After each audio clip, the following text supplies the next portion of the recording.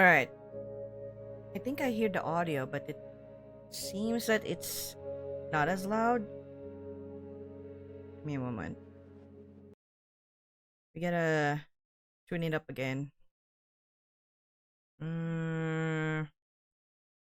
Little bit. Little bit. Text size is like fine. Alright. Finnegan Joyce. Alright, that's our name. I'm not gonna like change our name to my names. Like, you know, let's do whatever is like the name the name of the character itself. Alright. Alright. There are 3 deaths. First is when the body ceases to function. The second is when the body is consigned to the grave. The third is that moment, sometime in the future, when your name is spoken for the last time. Ooh. David M. Eagleman. Alright. The phone call.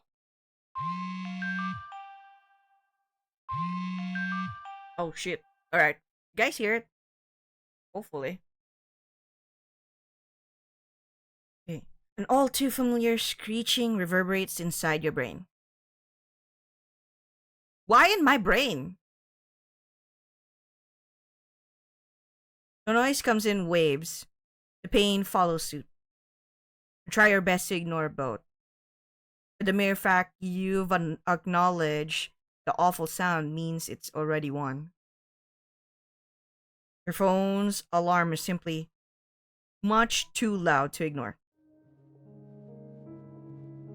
Defeated, your eyelids peel apart like sheets of rotting Velcro, blinking back a bad night's bleary haze. You lie in bed, awake, against your consent. The room is almost pitch black, save for the intermittent flashing of your phone's screaming screen. A rancid, if routine stench of unwanted bed sheets bid you a bittersweet good morning. Oh damn. Okay. You're tired as fuck, basically. Okay? You're home, for better or worse. Mostly the latter these days. Just once, you wish you'd wake up somewhere else instead. Just once, you wish time would ask permission before racing ahead. But your phone doesn't care about what you want.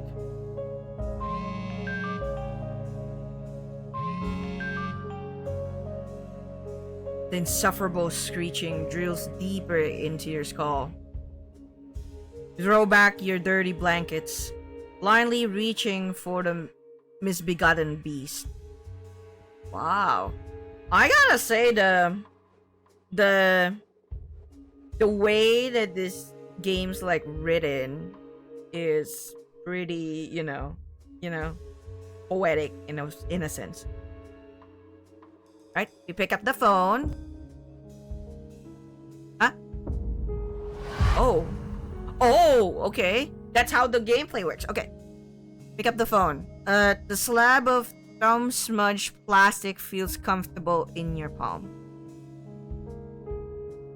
Most call the device ancient, but to you, it's cozy and familiar.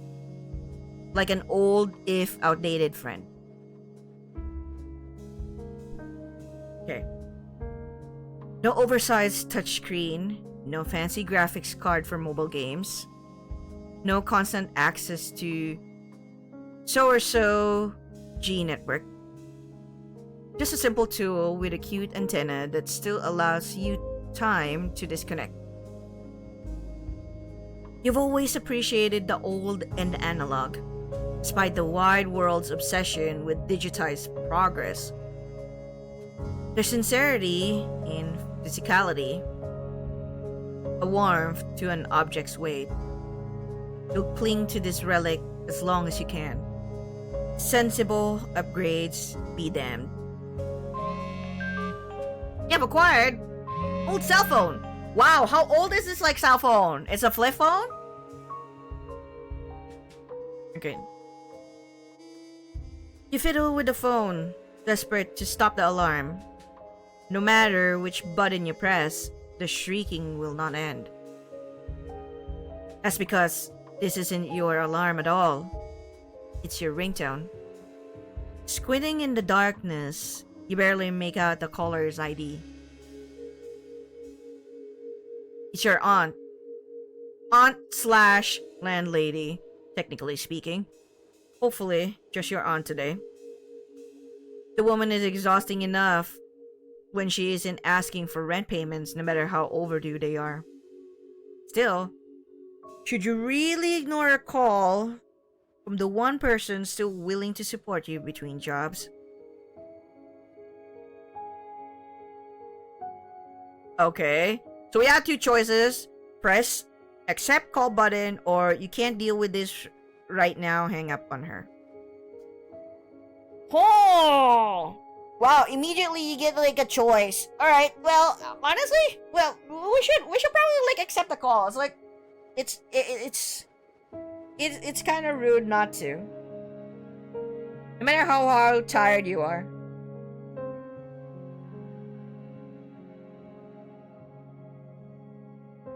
Yeah.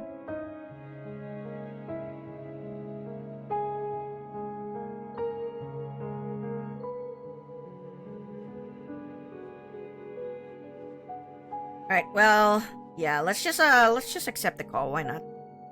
How bad can like accepting a call be to our mental health?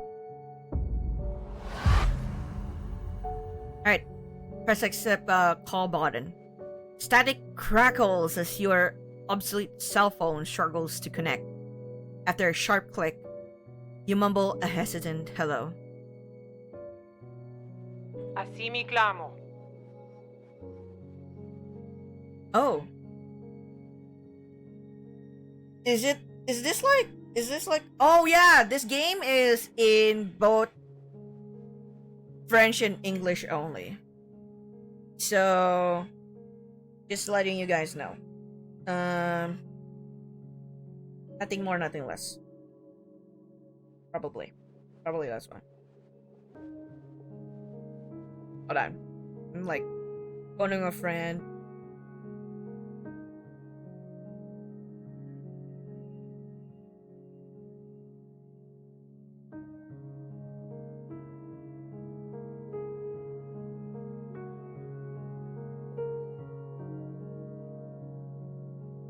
Alright.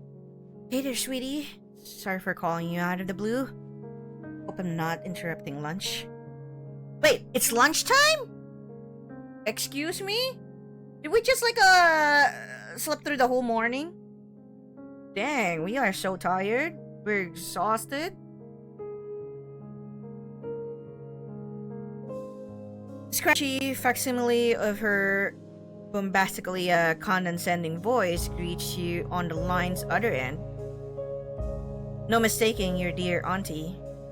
What's this about lunch? Oh no, we don't know that it's already lunch. You flick on the light and glance towards your microwave's LED clock display. A shameful number stares back from the room's abyss. 1:29 p.m. Oh my god. Okay, we are now really like we have overslept so much. Damn. Wow. 1:29 p.m. Are we like late for work or something? Probably gonna be late for work.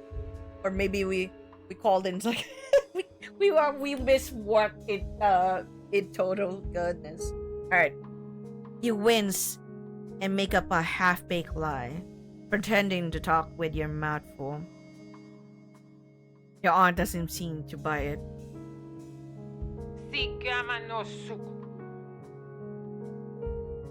Okay, I can't hear much of the voice volume. The game is so I know, it's so bright. It's a good thing that I am actually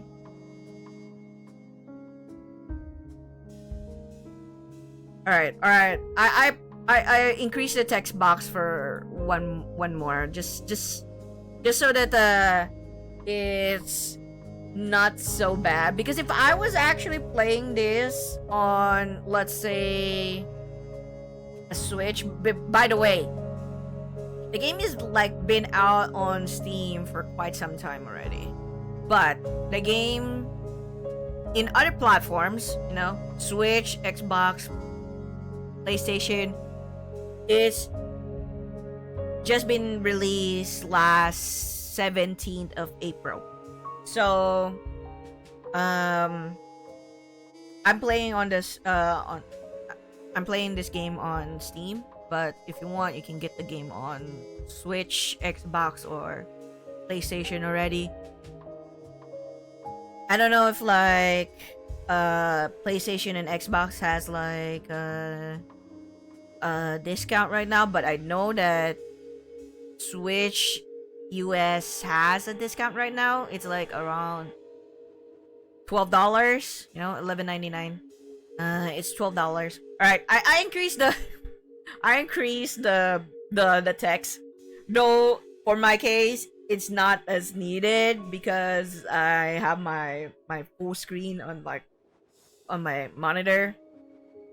If this was like on my TV though, I need to like increase the text box because my freaking like eyesight is so bad even with glasses. I need to like replace my glasses already, and even with this like text, it's still way too small, and yeah, it's still way too small, and it's so bright.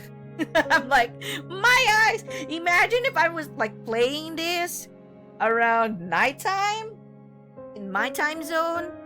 Probably my eyes is gonna be burning. My eyes gonna be burning. I'll be like, my eyes it burn. It's so bright. I can't adjust the I can't adjust the you know, the brightness at all. Like, no.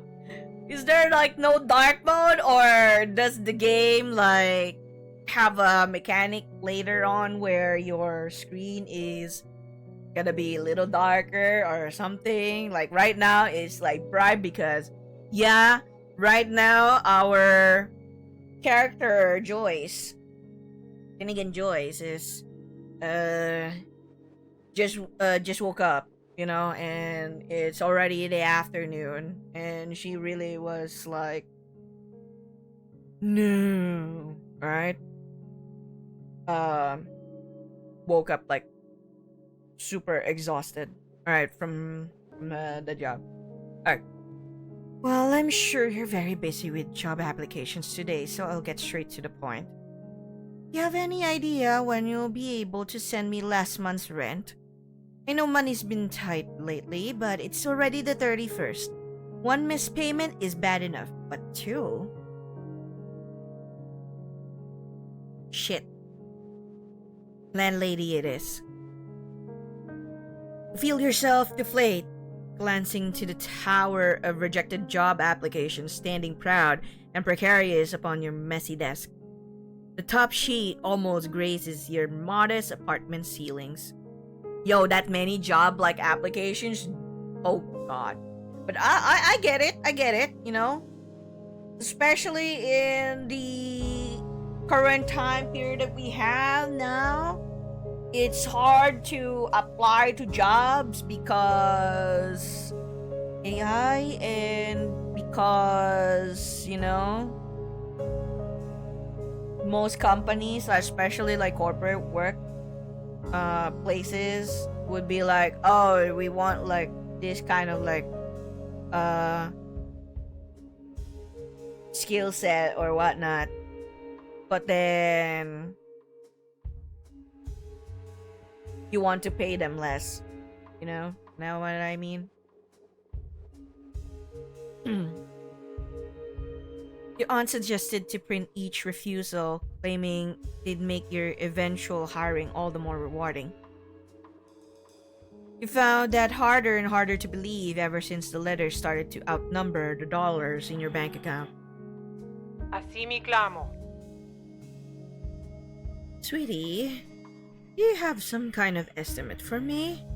I would really need to an answer today.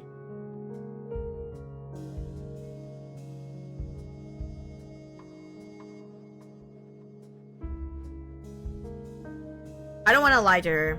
You have to beg. No matter how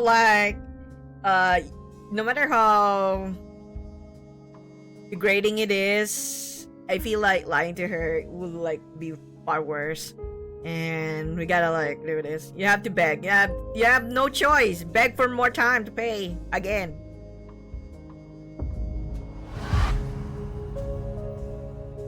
You swallow your pride. It goes down easy. There isn't much left. Oh. Typo. For the 100,000 millionth time, you swear to send your aunt the money the second you get a steady paycheck. Until then, there's no way you can conjure cash out of thin air. An uncomfortable silence lingers over your phone's speaker. After several torturous seconds, a disappointed sigh comes through. Tomoe Saka. Sweetie, I'll let you rent that place to give you a second chance. Not to keep enabling this shameful do-nothing behavior of yours. Jimena Gomi. Honestly, I'd be more than willing to forgive delays if I knew you were actually trying. But you can't expect me to believe you've been pulling yourself up by the bootstraps and giving this job hunt all you've got when you've been living in a pigsty for the past year. Dang, talk about harsh. Hi there, how's it going? Welcome, sir. How are you doing? How was your stream? Pigsty? You deflect the woman's accusations, blabbering in desperate denial. But as your eyes drift over the sorry state of your apartment, your ramblings soon turn to tragic silence. You're doing well. That's good. Hanging out, nice. Oh. You've been immune to the stench for a few months now, but no amount of time will ever make you blind to the altars of wretchedness your neglect has erected. Oh, okay. I go to the store quickly to get some ground beef. Heck yeah, get some ground beef. Speaking of, so we're gonna have sinigang today. Tell that to Fluffy. We're gonna have sinigang today. we can't decide on what food to eat, and we're just like, you know what? Sinigang's probably like a fair choice. You know, Sinigang's really good. I actually like sinigang. The sour it is, the better. The sour it is, the better. Okay. On the floor. Ooh, okay.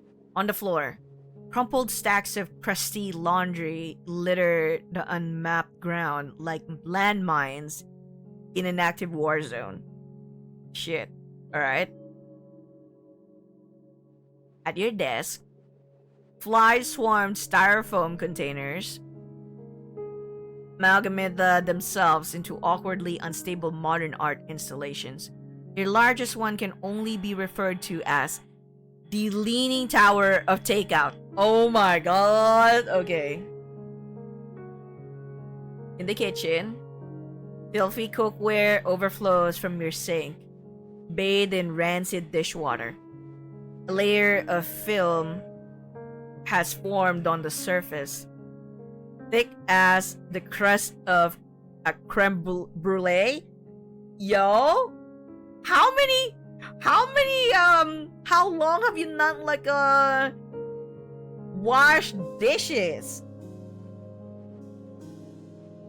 And even in your fridge, the outdated contraption hums like a thermonuclear lawnmower, even though you know damn well it's not keeping anything cold. Maybe ketchup packets if you're lucky. Wow. You're still keeping in like an old worn out fridge. Well, broken, more or less. Pigsty or not, there's no denying that this whole unemployment business has been taking a serious toll. One that's gone on long enough for your aunt's pity to become well-deserved contempt. Sigama no suku. Well, what do you have to say for yourself?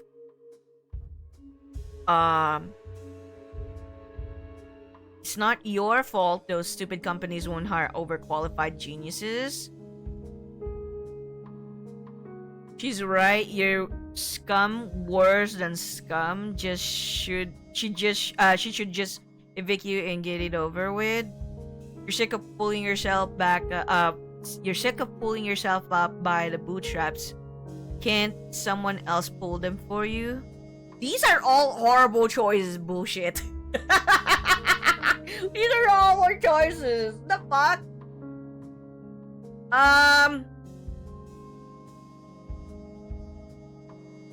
This is like admitting that you're really not doing like anything at all. This one is like so lazy.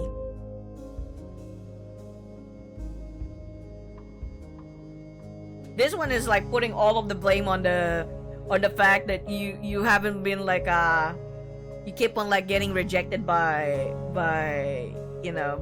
companies. Which I know it happens and it's actually frustrating and life's tough. And the thing about like when you think about it, if you're living in like other countries, like probably like the US, it's so easy for you to get fired if they don't like you. There's no actual job security in there. Like if they don't like you, you're fired. Just leave,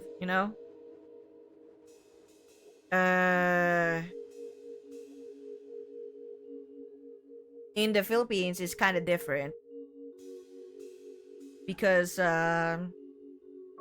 given that I've worked as an HR, it's not easy to just fire anyone, because if you do fire someone, especially a regular employee, and more so if it's a tenured employee,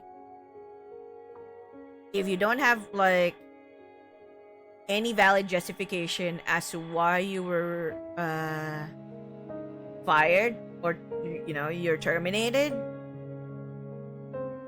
you can go to our labor department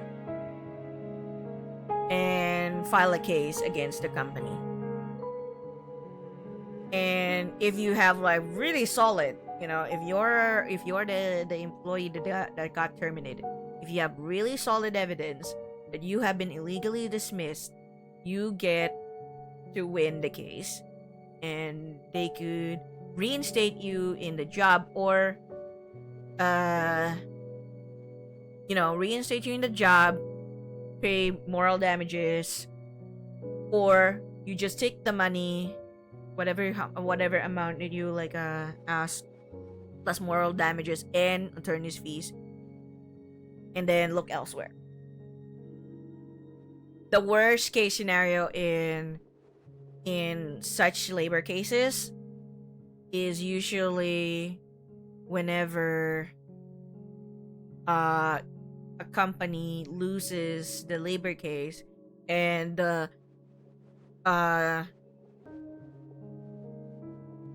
verdict is that you reinstate this employee. Especially if you're working in business outsourcing, the BPOs, or call centers. because if your clients are foreign clients, you know, and their playbook is like, once they did not meet the key metrics, they are fired no matter what, without any consideration on the local, you know, on the local laws. They're just following what is their company's laws in wherever they are originally in, you know, whatever country.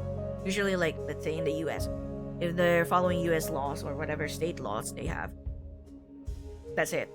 But if they do not follow the local laws, like for example in the Philippines, they don't follow the local laws here, they get you know, they have to do the damages, you know, especially if like those workers decide to like file a labor case and sue the company.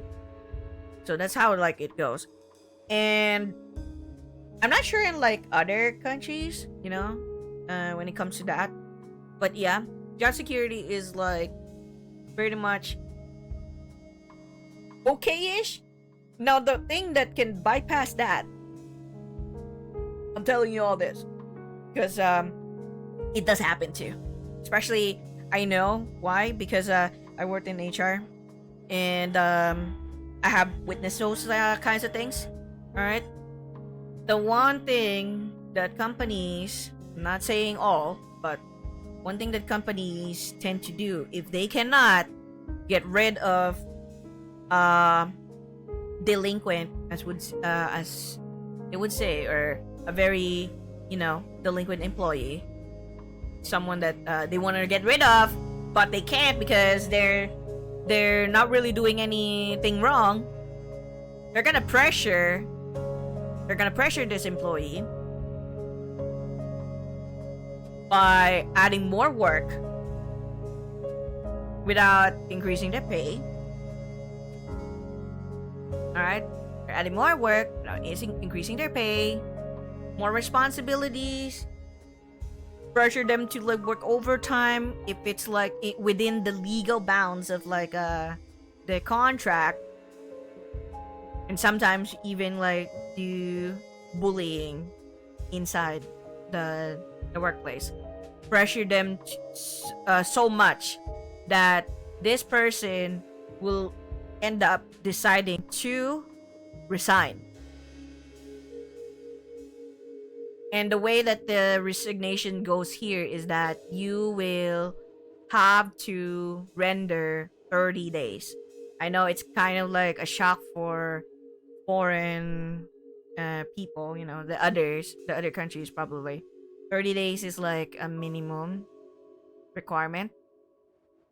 But companies or some people in, you know, some management team can like just go ahead and be like, yeah, we're just in this company, we're like okay with just 2 weeks notice. That's it. Or sometimes if it's for a reason that they really want to get rid of this employee, and this employee decides to like this employee decides to resign immediately, most of the time what happens is like management can simply just go ahead and like accept it and like leave it, and then just tag them as not eligible for rehire. That's it, you know.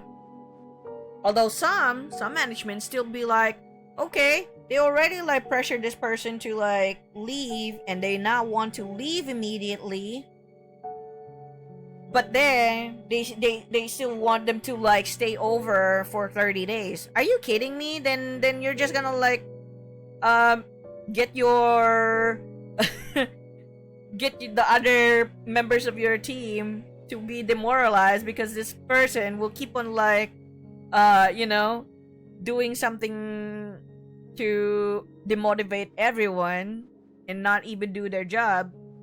if you keep them still working for 30 days, you know, or worse, they're just gonna go AWOL, you know, absence without official leave, AWOL, and then do all the stuff, and then they want to still be like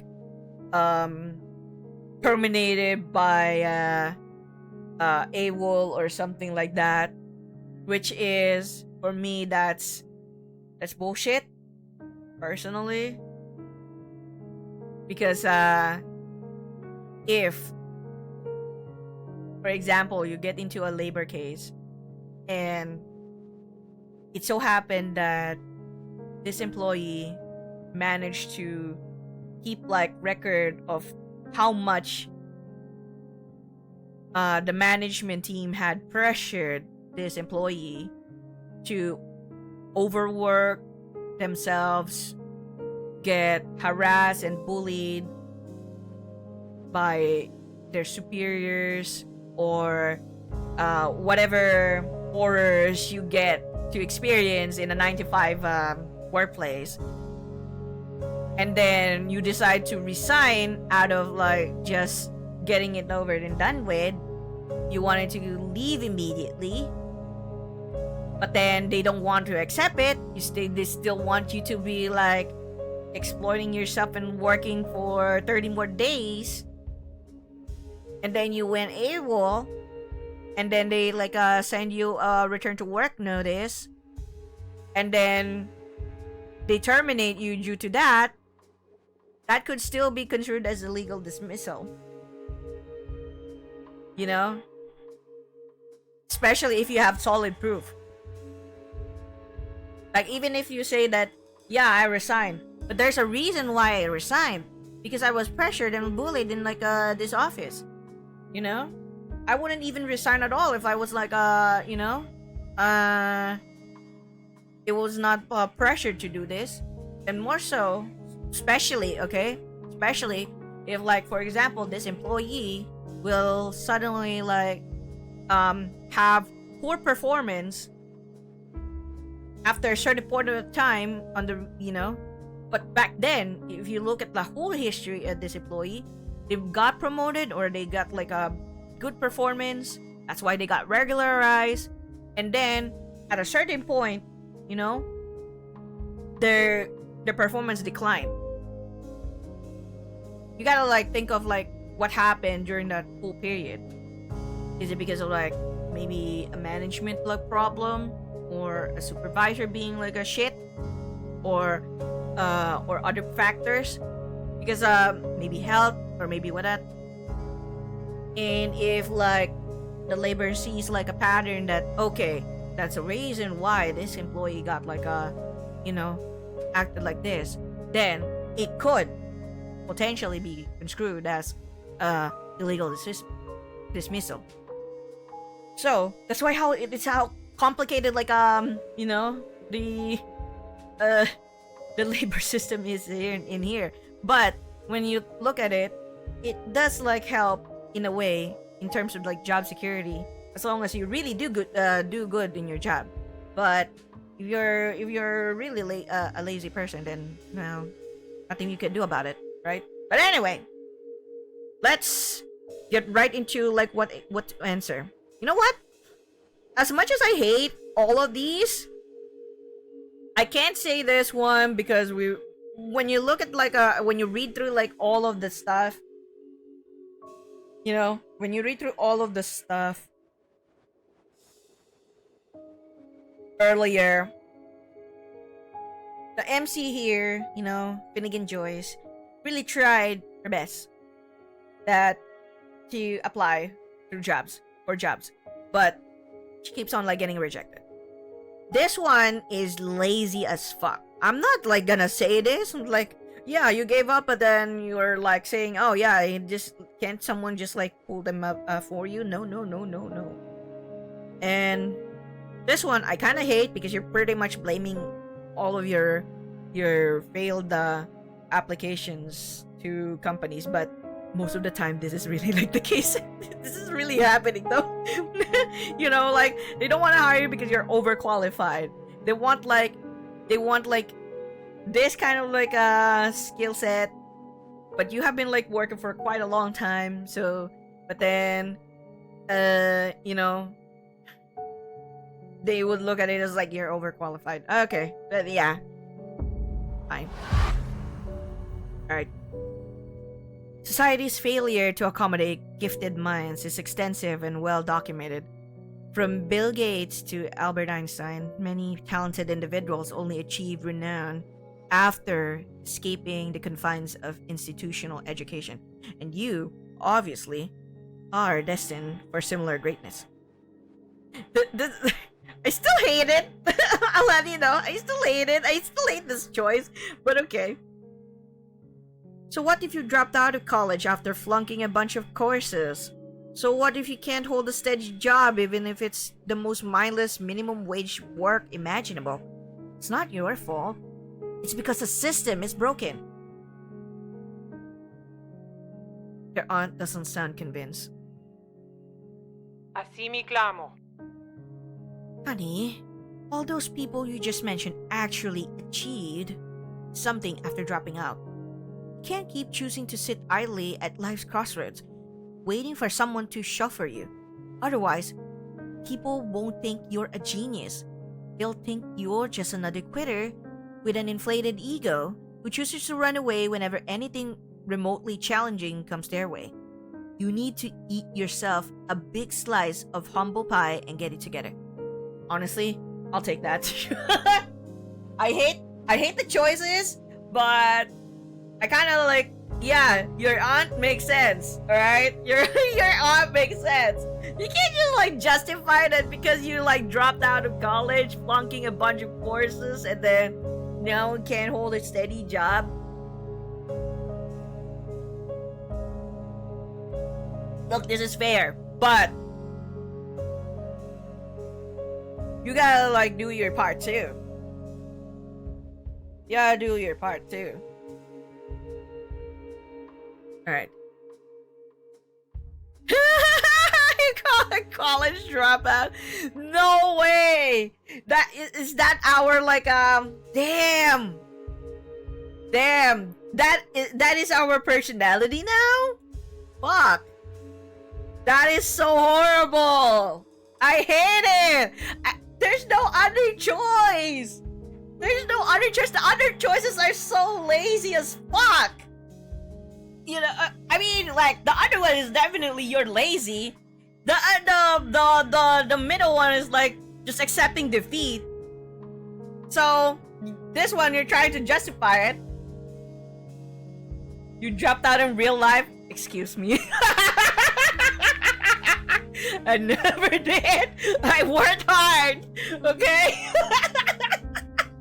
I worked hard.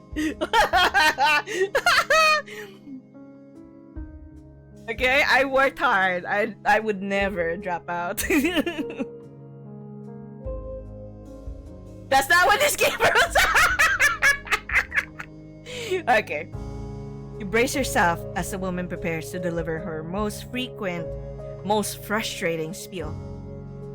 You could probably repeat it word for word if ever you held a gunpoint. If ever you were held at gunpoint. Jimena Gomi. Remember, sweetie, in our world, choices matter. The big ones and the small ones. We can't always take those decisions back, but we can't control their consequences either. Which means we have to choose carefully. You, most certainly, have not been doing that. But if you have any intention of getting yourself out of this mess, you need to start making the right decisions. And soon. Oh my god, okay. Hopefully we can manage to like make the right decisions, or this or our poor little selves is like done for.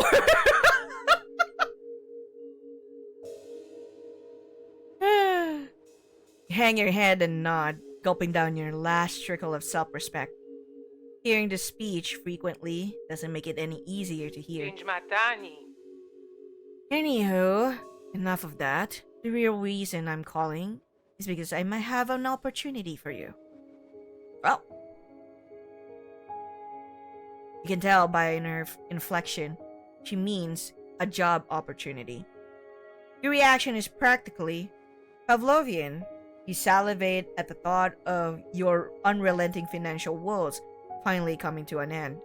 You grip the cell phone tighter, aching with anticipation. Penda vachuku. See, there's this problem employee at our company. He works at one of the local branches, right next to where you live.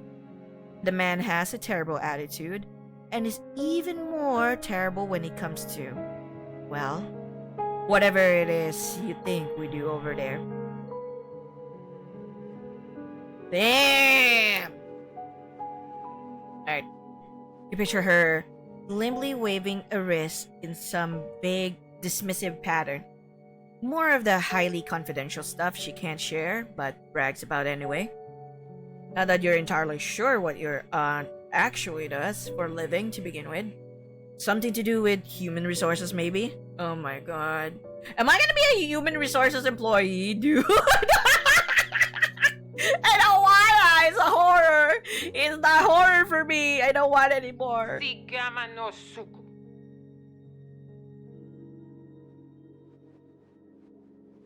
Needless to say, we'll be laying off the little Sarapus as soon as fitting a replacement is found. But we need that replacement fast. Company has a big business deal coming up. We can't afford to be short on staff right now. Oh damn! Okay! Yeah, those like, we need urgent hiring for this one, for this job. And then, once you get hired, okay, you get, you jump into a horrible, horrible mess of a shit.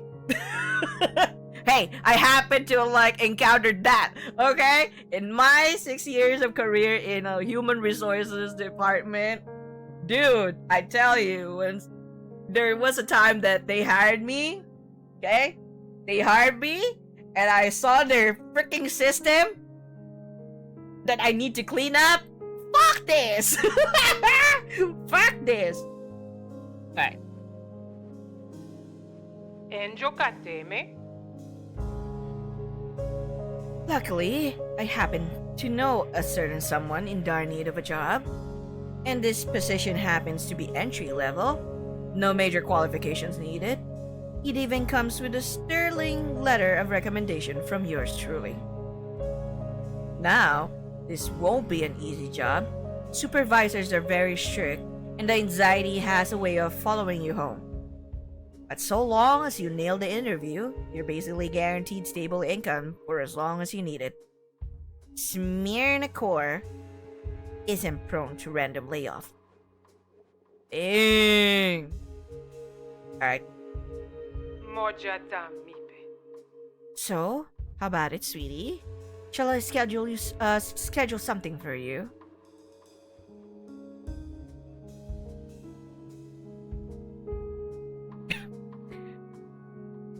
This is so... in a dire situation as we are in now, saying this would be like, game over. Fuck you, game over. Like, no, I'd rather be poor than deal with the workplace like that. No, you cannot. Even when you're like, when you want to survive something, you gotta like deal in the worst place possible. Just to like earn a living for now and then like brace through finding like a better opportunity. But yeah, have her set up an interview pronto. High stress environment or not, it beats homelessness by a country mile. You agree to the offer with ravenous insistence. The woman breathes a sigh of relief and lets out a nervous laugh. It almost sounds like she's in ecstatic disbelief. You're probably like gambling on this, like shit. If like this niece of mine is like just gonna say no, fuck. But well, we got in, so shit. Shakuni jata. Thank goodness, you had no idea what it means to hear you say that, dear. You're literally saving my life. Oh my god! we got into our deep shit, okay? So mental health is gonna decline shortly. In a few moments. You should probably be the one telling her that, but you won't complain about receiving gratitude instead of judgment for once. Without missing a beat, your aunt hammers at her computer's keyboard, drafting you an email. You clamber your way out of bed, tripping over day-old takeout and mounds of dirty underwear as you rush toward your laptop. Mojata mipe. I booked the earliest appointment I could possibly find. You should get an email with the time, address, and job description soon. Be sure to read everything carefully and do not be late. Mr. Burgard will skin me alive if I send him another unpunctual idiot. Do not be late. Menagomi. Oh, and don't let anyone find out you're a dropout, okay? Mr. Burgard might get some funny ideas about how to fix you. Oh, God! Yeah. Yes, like, fix you? Rather than offer answers, your aunt whispers farewell. Shakuni jata. Okay, well, we gotta lie now. Good luck, sweetie. I hope you forgive me for this someday. Oh no! We're gonna be in hell soon! Hell office! Wow. The line goes deadly silent, save for a droning dial tone. You get an urge to call her back, but the ding of an invitation appearing in your inbox catches your attention first. Uh-oh. Your interview is today, at 4 p.m. sharp, no less. You curse under your breath, rushing to shower and get dressed. Your stack of rejection letters gets knocked over by your by your charge and scatters across the room in a whirlwind of standard issue responses. You beg with every fiber of your being not to come home with a new failure to add onto the pile. Chapter complete! Proceed to the waiting room. Boom. The waiting room. Okay. The packed full city transit bus comes to a creaking stop right in front of an old building you've never seen before. Shoving your way past crowded commuters, you step onto an empty sidewalk. The vehicle roars away, fading into the misty afternoon and leaving you utterly alone. You briefly wonder if getting off here was a mistake. You review your aunt's documents, poring over the civic number, street name, and postal code, as though every character were the cipher to some secret code. By the time you finish your third revision, you're forced to concede this must be the right address, but it's not remotely what you expected. Oh my god, what? Nestled between two gleaming skyscrapers sits a much smaller, much stranger building. Yo! What's going on? There's an unnerving facade. Glazed gray brickwork and pale-veined marble unite to form a vast web of extravagant monochrome patterns. But despite all the details, the sum total still gives off a sense of cold, calculated purpose. Almost like an anarchic graffiti artist were hired to redesign a palliative care center. Decorative windows. As you climb the front steps, a set of circular gold-tinted portholes stare down at you. They are unblinking, like the eyes of giant deep-sea squids. The glass is too opaque to see through. Oh wait, no. Maybe your name is Finnegan. Sometimes it's so hard to decide what's sometimes Finnegan can be like a surname or like a first. But I guess yeah, you're for probably this one's a guy. Finnegan. Yeah. Because I immediately Joyce. Joyce is like a name, right? My mistake. I thought it was like niece or nephew. Alright, anyway. Yet you suspect someone is on the other side, watching you approach. That's creepy as fuck.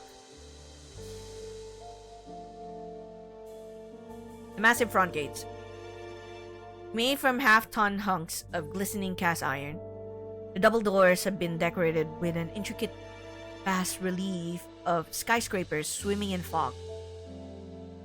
Bit ironic for such a stout little edifice. And the bronze door knocker. The alloy been smelted into the shape of a crown king's severed head. Hey!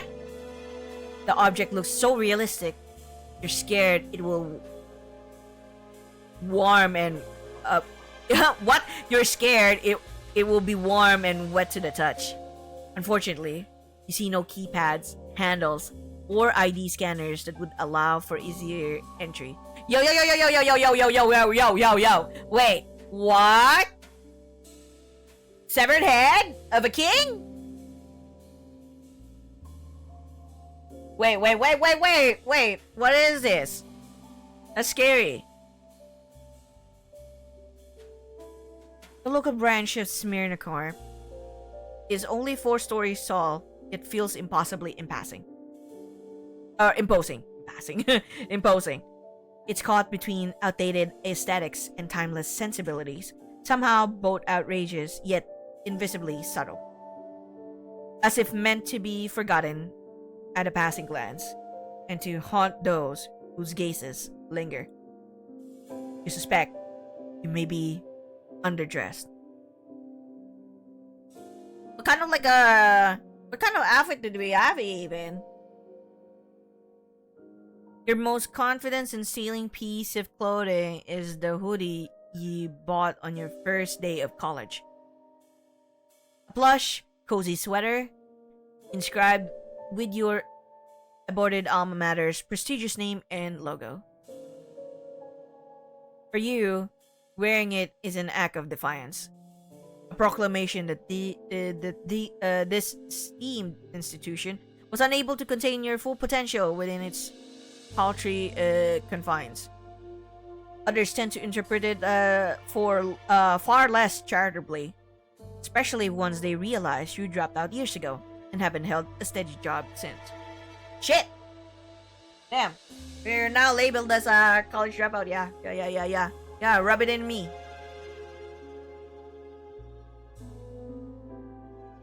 Apply more salt to the wound. Right. Regardless, what you got will have to do. The hour of your interview approaches, and you won't have cash to afford a better outfit until this job is yours. Reach for the knocker and bang it against the door. Okay. Boom. The bronze object booms against the iron gates, even harder than your thumping heart.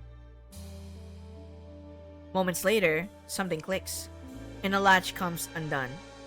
The doors groan themselves open, inviting you inside. You step into the building and are greeted by what seems to be a 5-star hotel's reception area. Oh my god, okay. The room is utterly massive, with high ceilings that would rival a Renaissance church's cavernous belly. Its windows let no sunshine through, and no fluorescent light bulbs fill it with their pale glare. There are just low-hanging chandeliers and an array of green glossed banker lamps, shading the room in burnt orange. Green gloss banker lamps? What are those? Bolstered sofas and coffee tables dot the space like islands, forming a winding path that leads to the room's distant depths. There, a woman stands behind a desk, flanked on each side by grillage elevators. The sharp, machine gun clatter of her mechanical keyboard echoes across the room. You appreciate the old and analog, but SMYRNACORP's apparent fondness of is downright ridiculous. Mechanical keyboard? Or is that a typewriter? Hopefully, the receptionist won't feel the same way about your subpar outfit.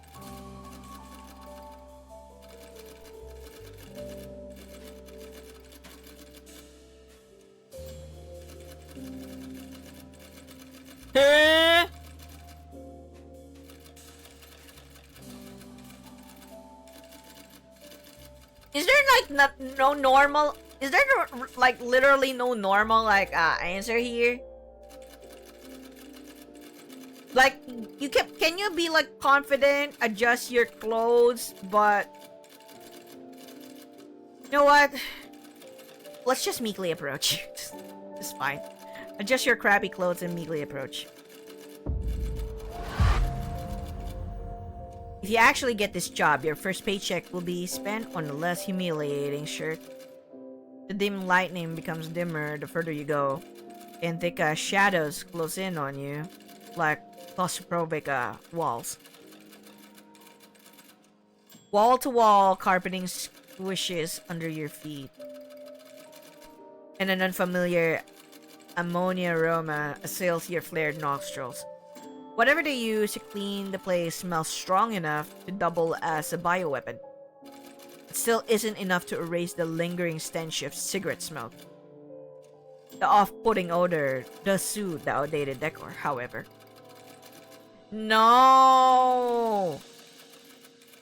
There's a smell of smoke, cigarette smoke in the freaking in the reception area? No! I hate it! Except for those unsettling sculptures carved into the room's concrete support pillars, disturbing shapes that assail you from all sides, emerging from the shadows like pretentious interpretations of 21st century demons. What? Okay, what's on the left? The head on your left, headless nude bodies are contorted in pain, as veins sprout through their skin like a tree's sprawling roots. What? What description is this? On your right, a bleak rendition of what you assume to be Babel's Tower has been built out of steel girders, and electrical wiring and bones. And bones? The fuck? Wait, what? Where are we? You see human skulls whose scalps have exploded. Up ahead, you see human skulls whose scalps have exploded, revealing interwoven helixes of DNA strands and binary code. What is this? Yo! What is this like place? Yo! What is this? The descriptions are so... Ugh! What happened to good old-fashioned gargoyles? Unsettled by your surroundings, your eyes drift back to the woman working the reception desk. There are letters engraved in the wall above her, spelling out a slogan in twinkling silver font. Memoriae perpetuitas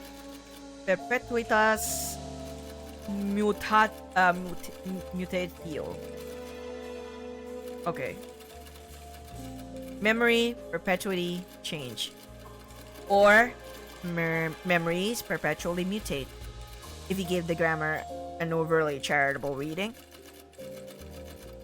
Memories perpetually mutate? Wow. You're surprised that freshman year Latin class actually turned out useful. But it's even more surprising to see a corporation with a slogan like that. Yeah, why? You hope your aunt's documents would have provided insight. Instead, you were mostly full of vapid statements about connecting modern businesses with industry-leading talent, or some such variation of the standard corporate tribe. You wave hello to the receptionist. She doesn't even flinch. Her gaze remains glazed over, fully focused on her work. She's younger than you first thought. Maybe 30. Likely not quite. Sickly pale, with sleep-deprived bags under her eyes, each one darker than the acrylic of her tidy black turtleneck. Yo, she's so exhausted as fuck. Okay. Her hair is knotted into a dainty bun. Her fingers devoid of polish or rings. They move across her keyboard like demented tap dancers. Oh my god. Wait, no. Not her keyboard. Her typewriter. I knew it! It's typewriter! The sound alone is typewriter!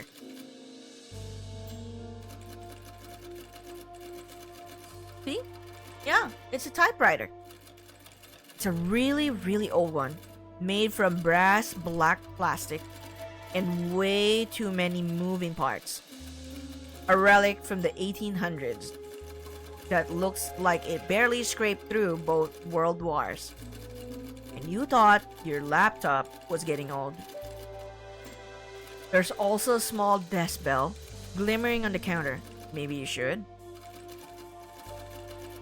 She's a secretary, not a Victorian era maid. Just say hi like a normal person. Ring it? Should we ring it? Should we ring it? Or should we just like, you know, say hi like a normal person? I'm pretty much down to do both though. I'm just like, eh. But I feel like she's already tired as fuck. Like, should we ring it? Just like, pew. Although, when you think about it, it's like, what even is that, you know? What even is that, bell? Desk bell for?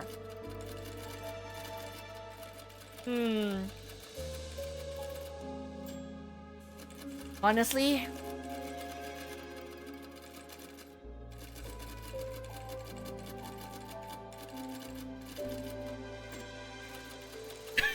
I'm so tempted to like actually just ring it and just like, you know,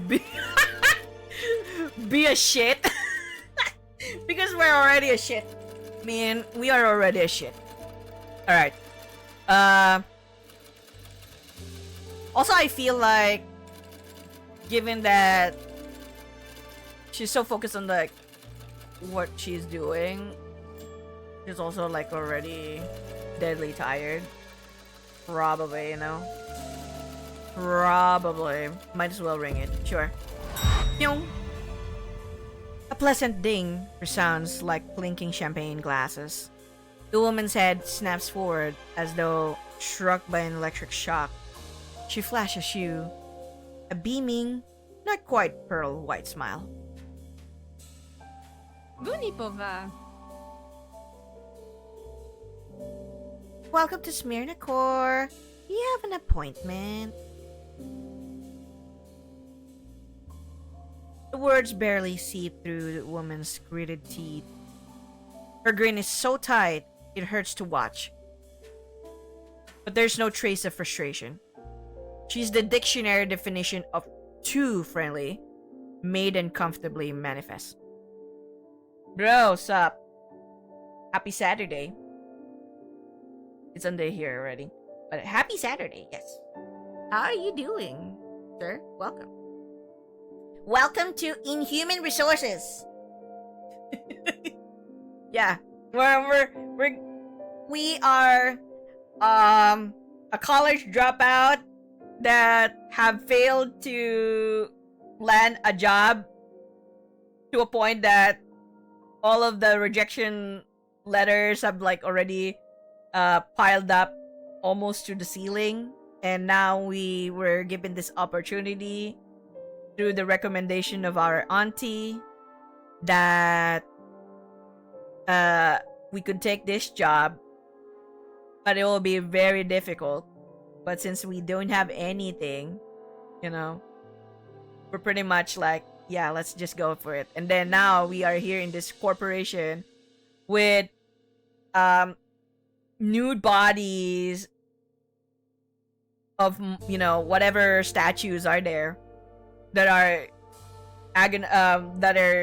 that looks like they are in pain, and some other weird shit, you know, heads like exploded, blah blah blah. Instead of like normal gargoyles or normal statue pillars. What time is it for you? It's 7:43 a.m. So just imagine if you're in Eastern time, it's 7:43 p.m. Yep. It's morning. So dang early. Yep. I had to. I had to keep and maintain my time, or otherwise, you know. Otherwise, it's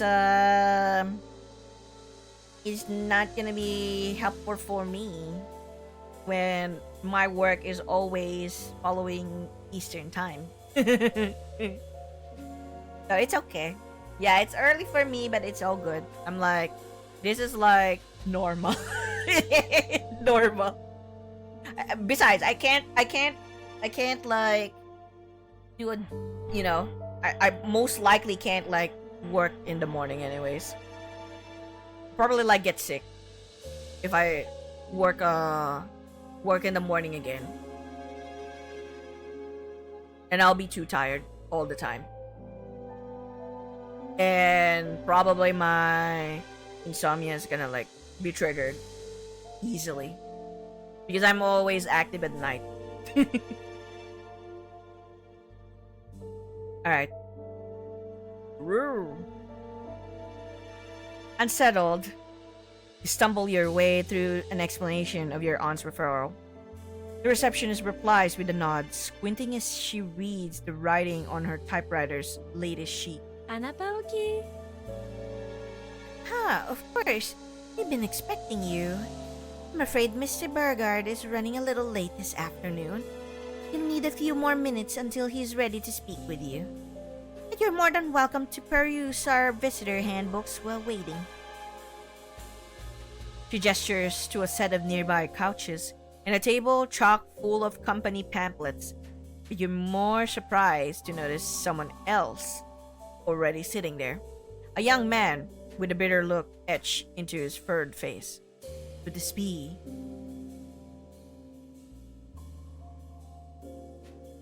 another applicant for the job? An irritated customer? Why would it be an irritated customer? Shit. Your aunt never mentioned competition, and if they turn out to be competent, you could be in big trouble. Your bleak musings are cut short by the receptionist's unpainted nails tapping at her name tag. Kojo basoda. Shit. How do I pronounce this? I'm Melusin. By the way, I'll call you as soon as Mr. Burgard becomes available. In the meantime, please let me know if you have any questions. With a grateful, a bit embarrassed nod, you walk away and slump into an old-fashioned sofa. Millicent's rickety typewriter clocking away once more. The couch's cushions feel quite stiff, or maybe your stretch-clenched back does. Considering the ferocious stare down you're receiving from the stranger seated across you, it could well be the latter. The steady tick of the vintage clock draws your gaze. Its hands point in opposite directions. 3:42 p.m. 18 minutes left. Good thing you come early. You still have time to prepare before your interview, but probably not enough to do everything you want. You'll have to decide where to spend it carefully. Alright, read through those pamphlets and find out more about SMYRNACORP. Nielsen said she could answer a few questions. Why not take her up on her offer? Strike up a conversation with the irritated man. Maybe you can learn something from him. There's a magazine on the coffee table. Give it a closer look.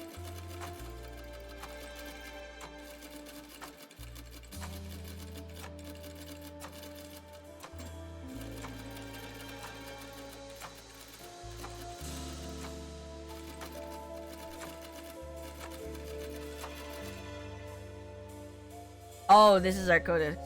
Finnegan Joyce. This is you, for better or worse. The only person on earth who still believes in you. Her patience, however, is wearing thin.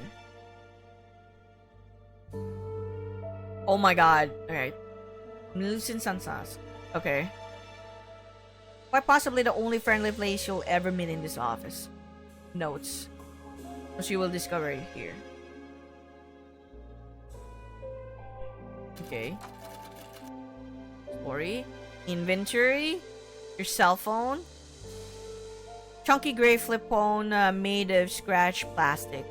Also your most treasured possession, which is very sad. Metaphysical. What the fuck is this? Physical faculty. Your overall fitness level earned through rigorous exercise influences your natural endurance, muscular strength, and ability to withstand pain.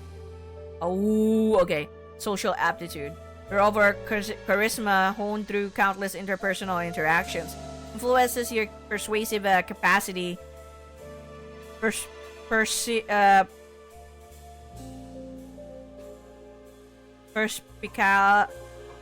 Perspicacity and conversational finesse. All one. Technological literacy. Your overall intelligence relative to the matter of machines influences your tool proficiency, learning speed, and instinctive computing ability. We're a college dropout. I'm so upset. Consequence of your inflated ego and ongoing unwillingness to learn from your increasingly numerous mistakes.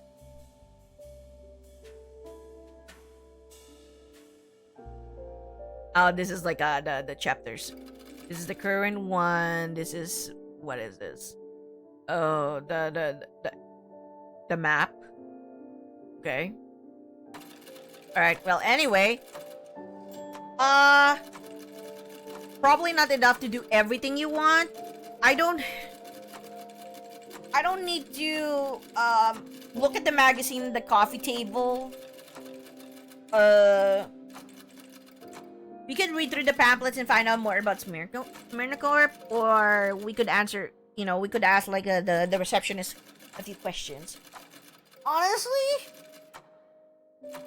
Sorry, I gotta, like, stretch. Goodness. Let's read through the pamphlets. Find out more about this corp. Alright.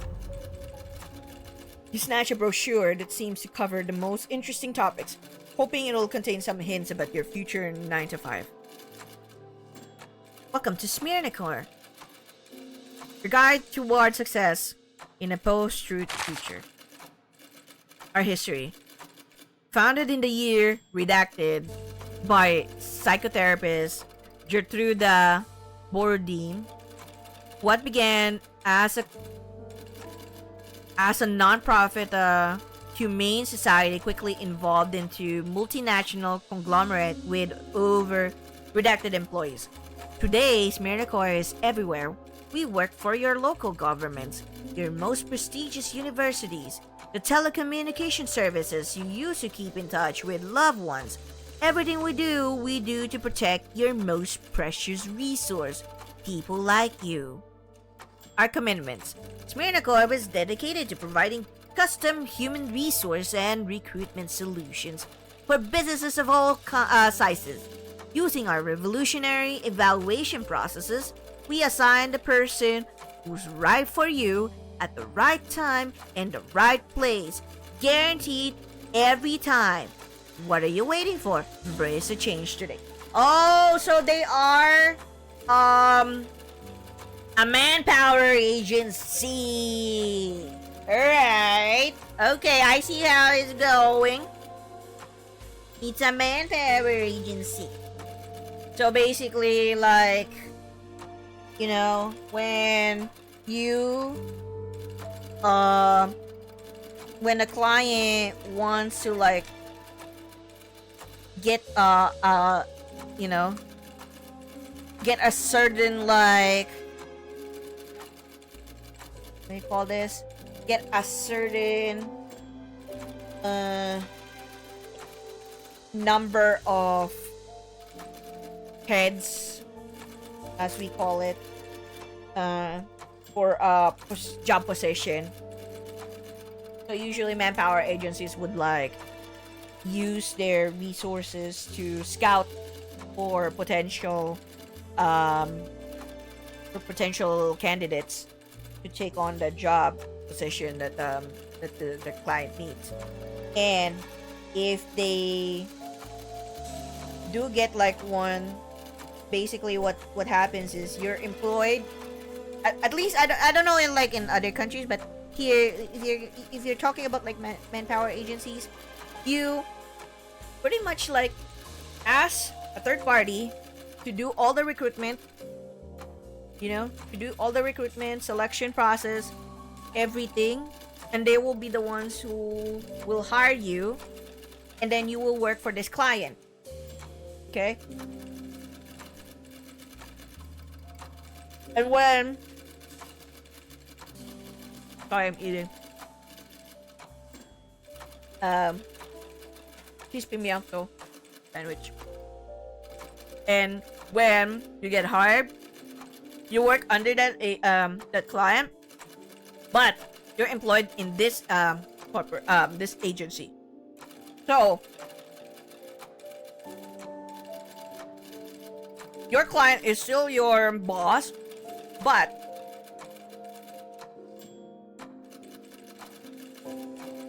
you report to the agency. The agency pays you. They get a cut from your pay. So like let's say the amount for that position would have been like 50K. Probably they're gonna have like 10% of it or so. You'll just get like a portion. But of course, that's already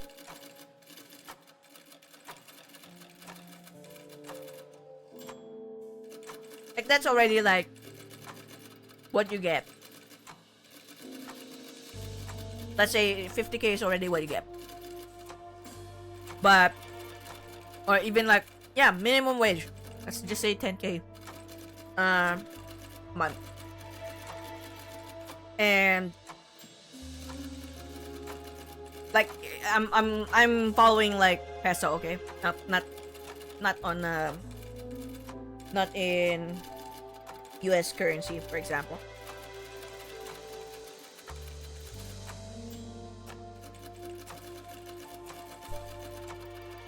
And that's already below minimum wage, by the way. 10K. 10K is like way below minimum wage nowadays. That's the job posting that they will have. But behind the scenes, they're probably like gonna talk about like, yeah, the budget is like around 15K. So that 5K is already like the cut that the agency receives. And then what happens is, if for example you get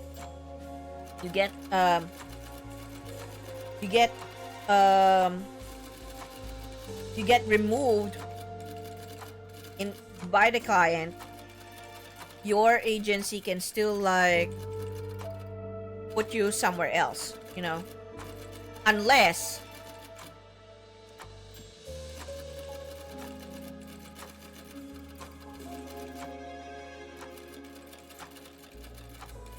your agency decides to like terminate you. And I'll have you know, I've been through like manpower agencies too.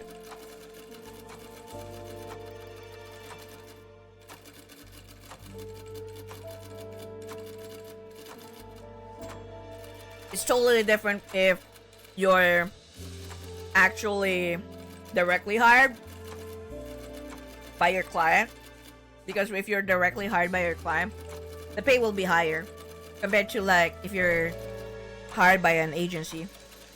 The only thing that is a little different is if your services are no longer needed by the the client, the agency will like move you and transfer you to somewhere else. So that's how it works. I don't know like in other countries though, but that's pretty much how it works.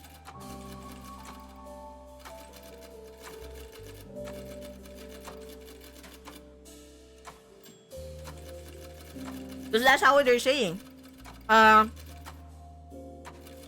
They provide custom human resource and recruitment solutions, and then they assign the person who's right for them. So they're the one. They're an agency, manpower agency. Alright. You're mildly disgusted by the amount of insipid buzzwords featured on each page. The whole thing reeks of hyperbole, with a lesser whiff of self-congratulation. But at least it was somewhat informative. Plus, this company seems way more prestigious than you expected. The salaries must be pretty decent. Nope. Nope. I get the feeling that it's not decent at all. I get the feeling it's not decent at all.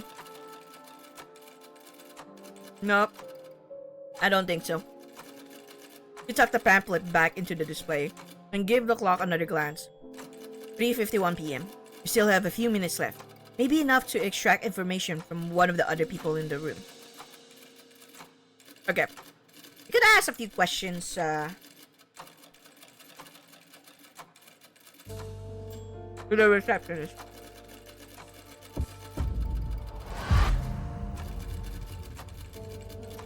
Okay. Despite her extreme fatigue, and even extremer stress levels, the woman definitely seemed eager to lend a hand. And what better way is there to learn about your new workplace than to ask the person paid to greet visitors? You return to the reception desk with an awkward wave, embarrassed to be disrupting the receptionist's work so soon after leaving. Yet rather than appear annoyed, the woman looks up from her typewriter with a sigh of relief, the air seeping through her vice-tight teeth with a shrill tea kettle whistle. Oh, hello again. I take it you have a few questions for me? As disclaimer, please be advised that SMYRNACORP staff cannot disclose any confidential information to members of the public. Therefore, while I'll respond to your queries to the best of my ability, there may be certain details I'm forbidden to discuss. Thank you in advance for your understanding. Oh my god, she's so robotic in like her response. Okay. The uneasy first impression Melusina gave you worsens with every word she speaks. And not just because she keeps talking without blinking her bloodshot eyes or unclenching her goddamn jaw. Even though the receptionist's responses seem professional and her tone is perfectly jovial, something about her speech pattern feels rigidly urgent. Almost like she's reading the words of a script, with a gun pressed to the back of her head. Not thanking you for understanding, but begging you to. Is she scared of getting in trouble by letting something sensitive slip? Or is she trying to secretly warn you about the office's working conditions? She's secretly warning you about the office working conditions. So, what would you like to know?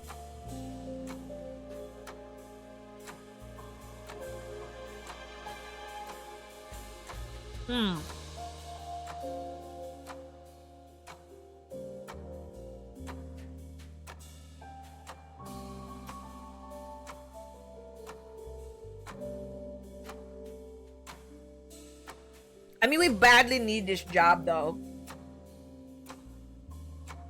We badly need this job. I would like to ask about the workplace, but this is probably like the first priority. If we can like we can squeeze out all of this, That's better. We probably won't get anything with how stressful the workplace really is because that's confidential. That's fucking confidential. Alright.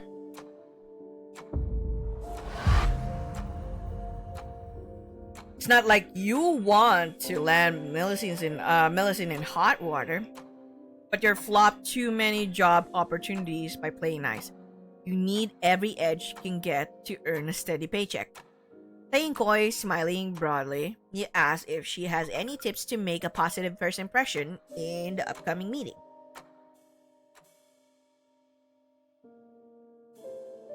The woman looks startled by your question, her grin tightening even more as she mules over her response.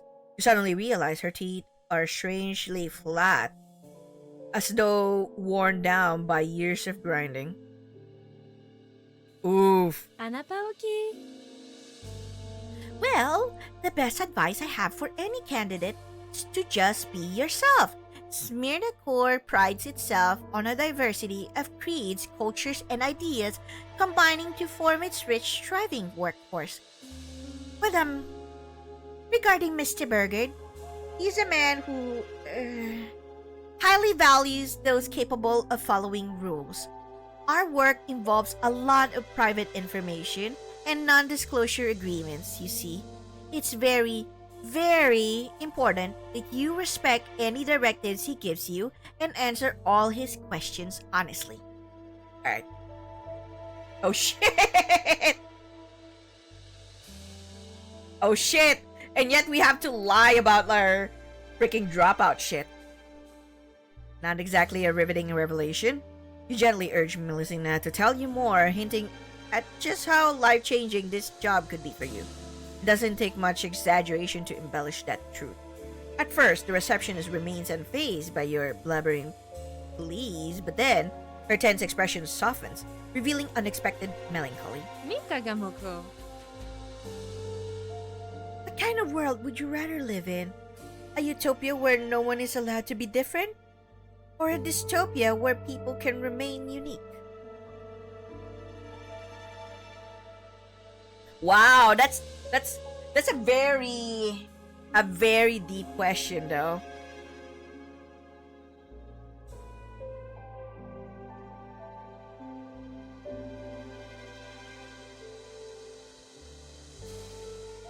Oh my god, seriously? We're gonna like ask that, respond to that question. Wait, hold on. Damn, you know what? Mr. Invalid would be like good in here, you know? He will probably be like, oh shit. Fascinating.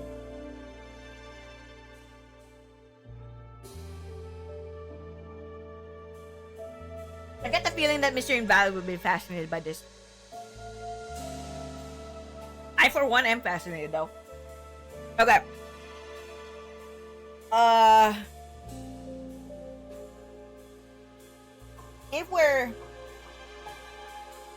If we're talking about utopia and dystopia, in that sense, where utopia is no one is allowed to be different, and dystopia is where people can remain unique, it has a good then like bad implications, you know? Or pros and cons for it. Where it's true that in a utopian scenario where no one is allowed to be different, your freedom is cut from this because you're supposed to be conforming to whatever society tells you to, you know, to maintain peace. Whereas in a dystopian side, everyone there is unique, but because of our uniqueness, sometimes it's not also good because it could lead to conflicts that will occur. But when you look at it that way, which do you actually prefer? One that you're just conforming you no longer have you know, any sense of freedom, individuality, or would you go for, for the, you're no longer a sense of freedom and individuality for the sake of peace, or you maintain your uniqueness, your own self, but then conflicts will arise. At one point, I'll probably like say that back then, it's nice to be like, yeah, let's just like have peace, I just don't want any conflicts and whatnot. But sometimes I grew older, because I hate conflicts. If I'll be like, be transparent with you all, I hate conflicts. I don't like getting into arguments, not because it's like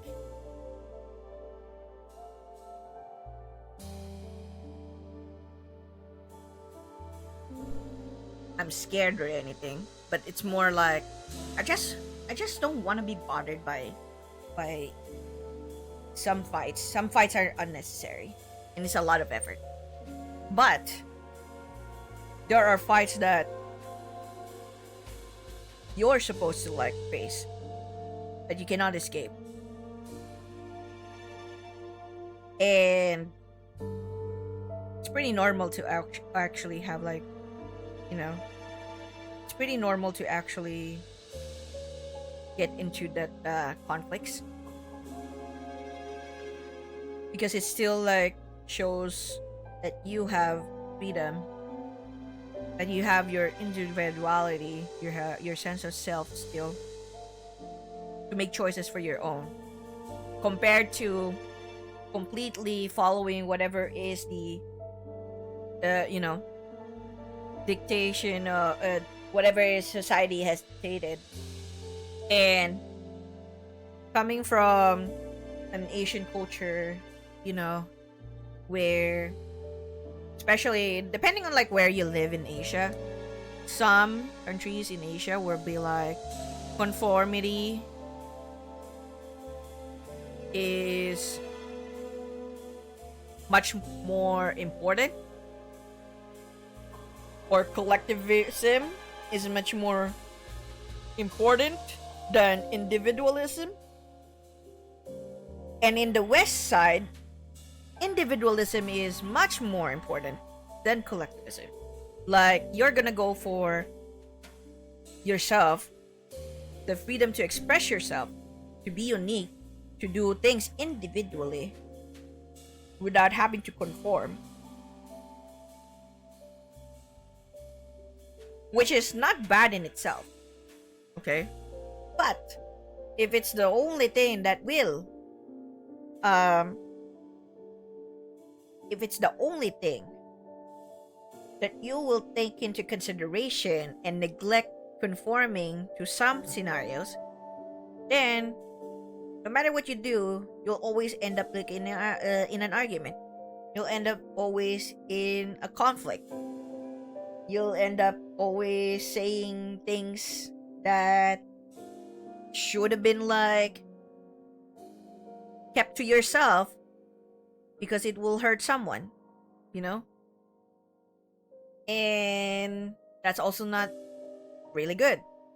In conforming, you do not speak at all, you do not say a word, you follow whatever is the society would say, but then you lose your voice, you lose your freedom to speak out, because you're just going with the flow.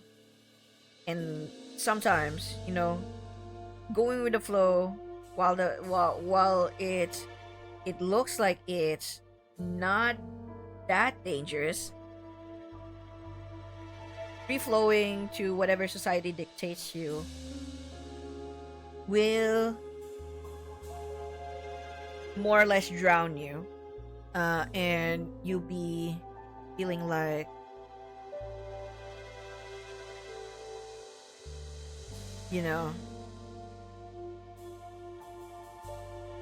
what is your purpose now? Like, what? I'm just a mindless robot following whatever is instructed of me until I am, until I am just exhausted from whatever society has dictated you to do. So this is such a black and white one. There's no gray choice. It's like, what? Just one or the other. You know what? Screw this. Yep. World where no one's where no one can be themselves. So, utopias are inherently impossible. Perfection for one person often excludes the ideas or identities of others, sometimes even entailing the erasure of cultures and creeds based solely upon difference. For all the messiness it entails, a richer breadth of people and perspectives can only make the world better. For a brief moment, you see Millicent's tight smile waver, her tired eyes suddenly twinkling with pleasant surprise. Even her voice loses its formal stiffness as she speaks with a comforted sigh. Imo Giacomo. Yeah, I think the world would be better if more people thought that way too. You wonder if this is what Sansan's really looks like when her happiness is genuine. I don't know how to pronounce that. I'm so sorry. I'm butchering it. But you do not get the chance to wonder for long. As quickly as it vanished, the forced smile returns. The receptionist's insomnia darkened, the eyelids flutter, blinking away her own unexpected vulnerability. Her teeth grind together, scared that she shared something that could land her in trouble. Hanami doje. Sorry about that. Seems my mind's been wandering from lack of sleep. I had long work shifts lately. Now, while I share your opinion, I think you should refrain from voicing such problematic interpretations of human society to Mr. Burgard. He highly values doing things by the book, you see. So be sure to remain as conservative and considerate as possible during his post-interview evaluation. Okay, so basically, we gotta be careful with how we answer Mr. Burgard. Uh-oh, evaluation? Your aunt didn't tell you to prepare for anything like that. Panic must be plainly written on your face. Panic must be plainly written on your face because the receptionist is quick to hush you the same way one would a skittish horse. Bunipova. No need to be afraid. The fact you're here to begin with means there's practically no way you could actually fail the exam. Just try to please Mr. Burgard and everything should go just fine. Yo, I'm scared already. Fuck this. I feel like the horrors of this shit is this, Oh, crazy. How are we gonna manage to survive our 9 to 5?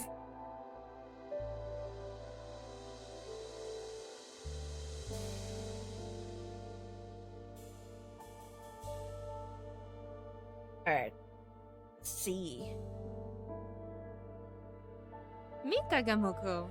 But, if I can give one word of warning, be very careful with your answers. The questions you're given might seem fairly pointless at first, but their consequences are very real. Depending on what you say, innocent people could. Notice, Amini. Oh no! Tut tut. No spoiling the surprise, Miss Sansans.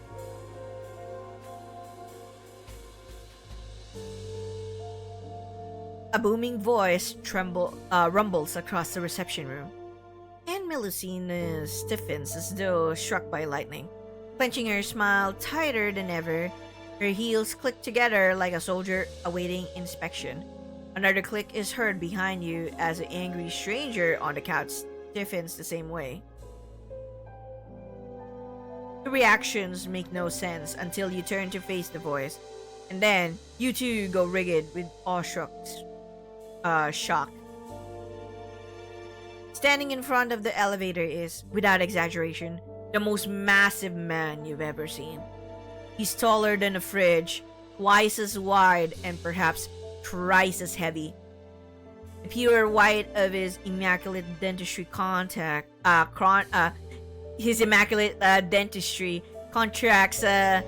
with his dark skin, which reflects the room's dim light like finely chiseled onyx. Beneath the perfectly tailored patterns of his elegant tweed suit, muscles shift with every breath, threatening to burst through the sims. His pale blue eyes focus on you as he speaks with a voice like velvet thunder. Yo. Kudobijaji. My humble apologies for interrupting your enthralling conversation, friend. Our dear Melusine is sometimes a little careless when it comes to discussing confidential company matters, but I'll gladly sate your curiosity in her stead during our interview. I thought that this is like fully voiced over. My fucking voice, my throat is gonna die again. I swear.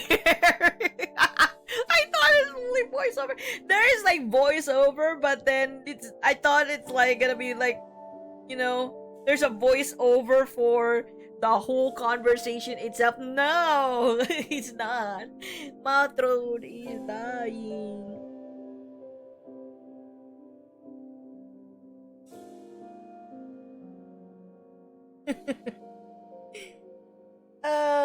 Such is visual novels that you have to read through everything. But it happens. Okay, it's fine.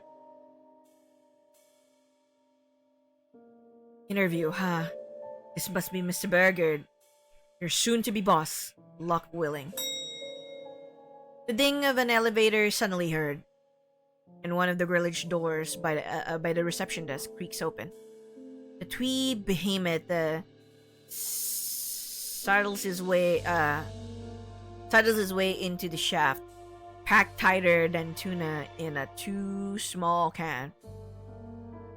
He beckons you to join him with a bratwurst finger. Bratwurst. Notice Samini. Obuya Burger. Oh, so he's Mr. Bergen. Come along now. We were already behind schedule and can't afford any more delays. What's more, I cannot frankly wait to discuss your future with us here at SMYRNACORP.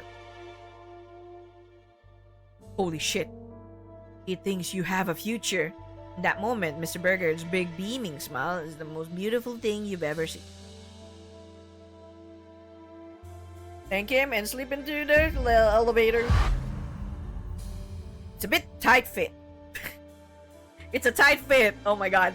Because Mr. Berger is so big. Alright. It's a tight fit. You managed to wriggle yourself into a lift by nuzzling up to your hopefully future boss. He apologized profusely for the cramped conditions, but he just laughs it off. Tome Baden. No need to be embarrassed. Happens all the time. Oh, no need for all this Mr. Berger business either. First name basis is fine by me. Before the elevator door can snap shut, someone opens their mouth and screams. Kimaleto ba? Emiliano Aguilar? Who's this? Obia, wait!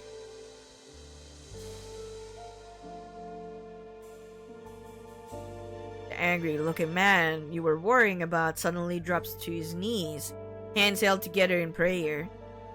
Any aura of danger that once clung to him has been dispelled by his blubbering supplication. Oh, he's probably the guy that will be sacked. Gocha seco. Sir, I'm begging you. Just give me another chance. I swear I'll do anything. Unpaid overtime. I'll work on weekends. I'll kiss your goddamn shoes if I have to. Just please don't replace me. Mr. Burger's only reply is a disappointed sigh. His bright white smile wavers.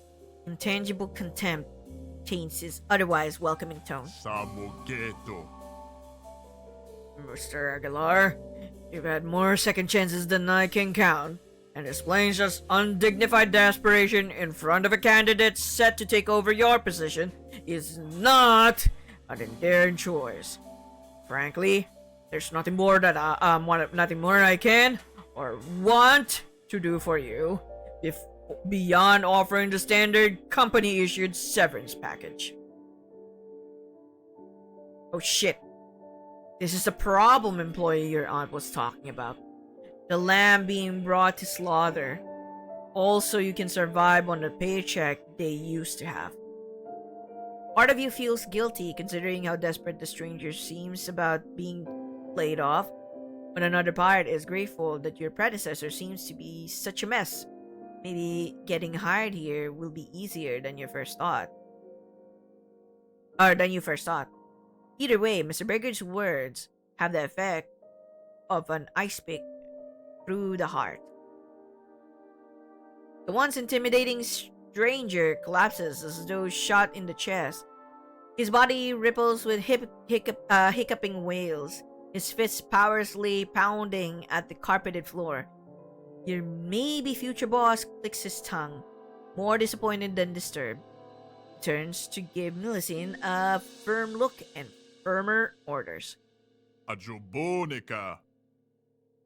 Miss Sansons, please ensure our former staffer behaves until his offboarding is complete, will you?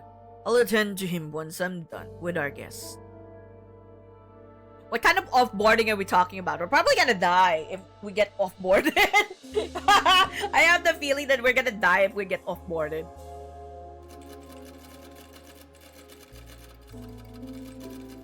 I have a feeling. I mean, this is a horror story. Choice matters, a horror story. Tired woman gives a nervous nod, rushing back to her typewriter as if nothing happened. The clacking keys are now punctuated by the tears of a grown man. Obuya thumbs a few buttons, and the elevator doors finally slide shut. Through cracks in the grillage gates, you see the receptionist giving you a small wave, mouthing a worrisome farewell. Isamocha. Good luck. Before you can decide whether she was cheering you on or trying to warn you, the floor lurches downwards. What? Basement? Yeah! Chapter complete. Now for the interview. Let's see if we die or we survive. Alright. The interview. After descending a short way, the elevator slows to a crawl and comes to a complete stop.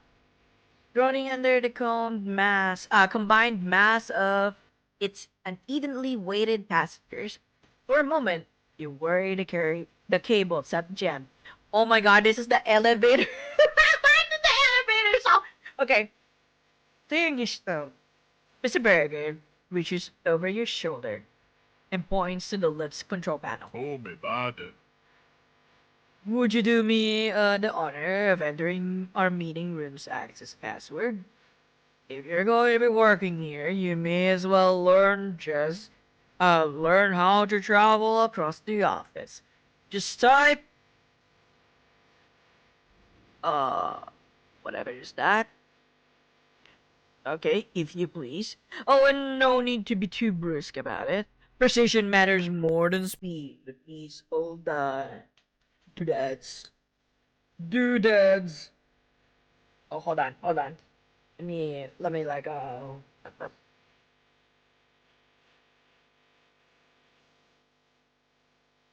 Alright. Let's see. So, oh, thank God. Thank God. You can actually like still look at it. Alright, let's see. You don't need to like have speed. It has to be precise though. This and this one and then this one and this one. Boom!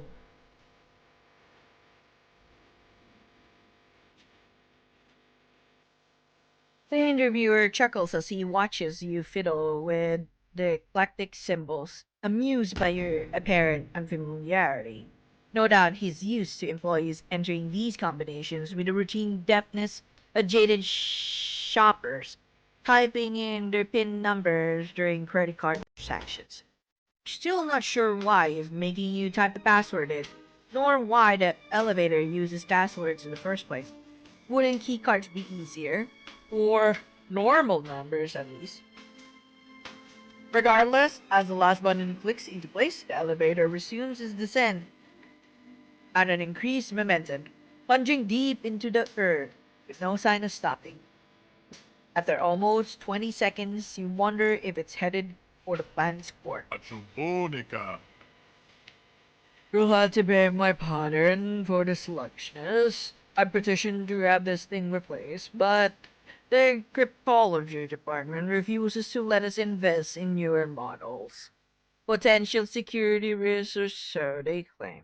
Boogeyman hogwash, I say.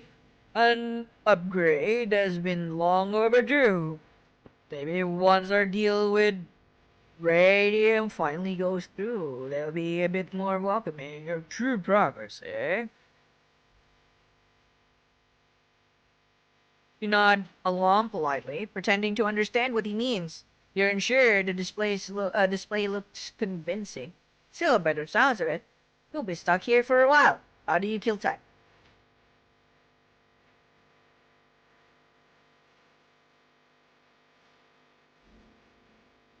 Give those elevator buttons a closer look. Or ask Obuya to explain his employee's unusual behavior. I kinda don't want to. He's not gonna give you anything shit. Some say. Squinting at the control panel, you try making sense of the assorted icons decorating each key. Trying to intuit the twisted logic linking them together. There must be some rationality informing the design of these peculiar passcodes.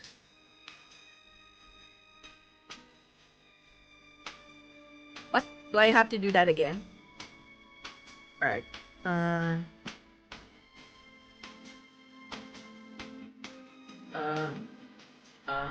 Okay.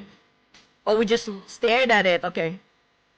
Unfortunately, the longer you look, the less you understand what the pi symbol and Greek omega have to do with any of those scribbles you've never seen before. The amount of mental gymnastics required to even attempt drawing clear pattern leaves you with a nagging headache. At least you remember the password Obia gave you.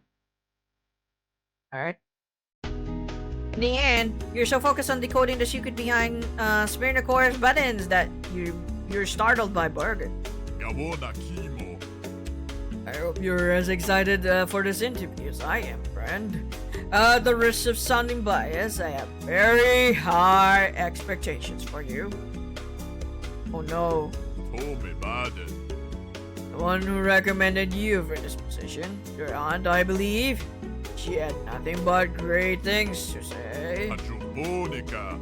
She assured me you were an academic visionary, too erudite and forward-thinking. You have your intellectual potential constrained by conventional institutions of higher education. A mind that bold and gifted sounds like an essential addition to any SMYRNACORP team. You answered the giant's compliment with an awkward chuckle. Internally, however, you are screaming. Oh my god! I would scream as well. Fuck that.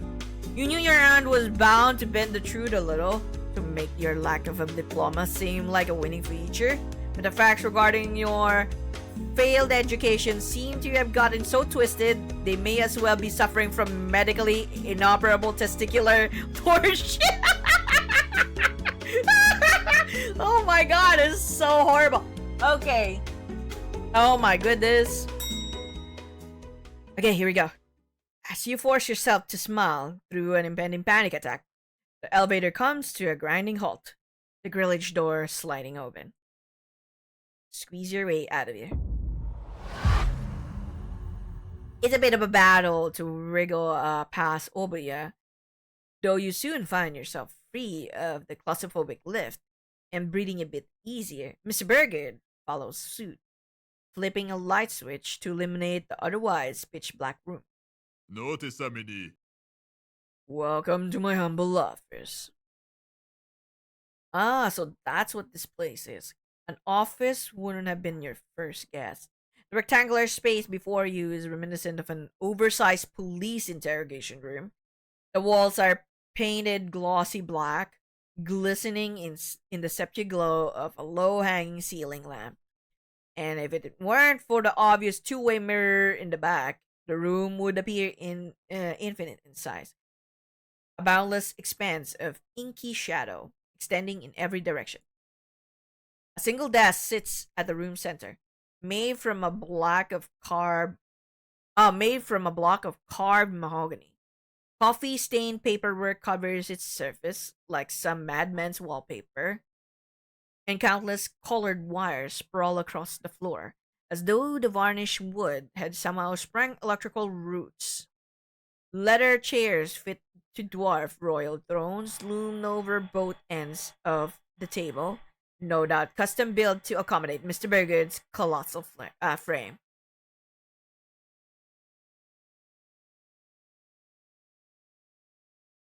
Wow. The behemoth briskly motions for you to take a seat, but you sink so far into the plush leather, it feels more like the seat takes you. Okay. Prying yourself out of those uncomfortable depths, your eyes turn to the sparse assortment of unusual baubles decorating the table's corners. Okay, on this side, there's an antique candle stick phone whose mouthpiece is made to look like a large roosting bat. What? On that side, there's an old-fashioned record player adorned with a gaudily gilded SMYRNACORP logo. Right in front of you, there's a nameplate engraved with the words Obuya Burgard, Senior Substitution Department Supervisor. Okay. And scattered all over the place, there are piles of VHS cassettes, each one labeled with tags written in Latin, Farsi, or Ancient Greek. The item which perplexes you the most, however, is an old vinyl record, snugly wrapped in yellow keep out tape.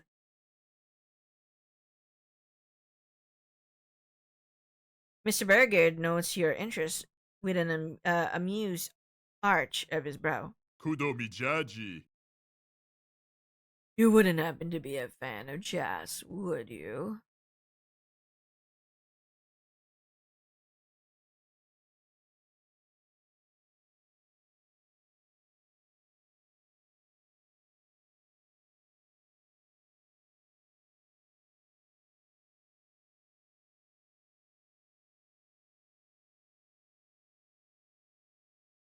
It says keep out though. Not really. Not really if I'm being honest. Just wing it.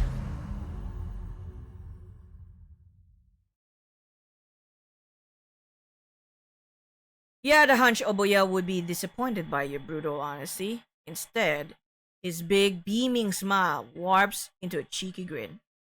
Gawona Kimo.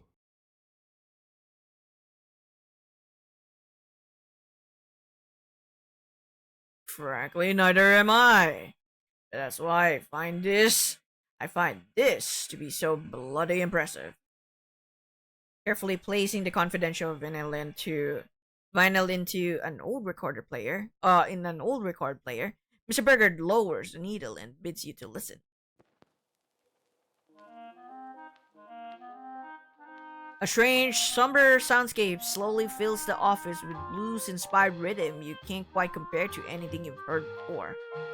It's not appalling per se, but it's perhaps a little messy and eerie enough to make you uncomfortable. The duet voices of a man and women muttering warbled lyrics only adds to the strangeness. Eh? Can't make a word, you can't make out a word they're saying, except for the chorus verse.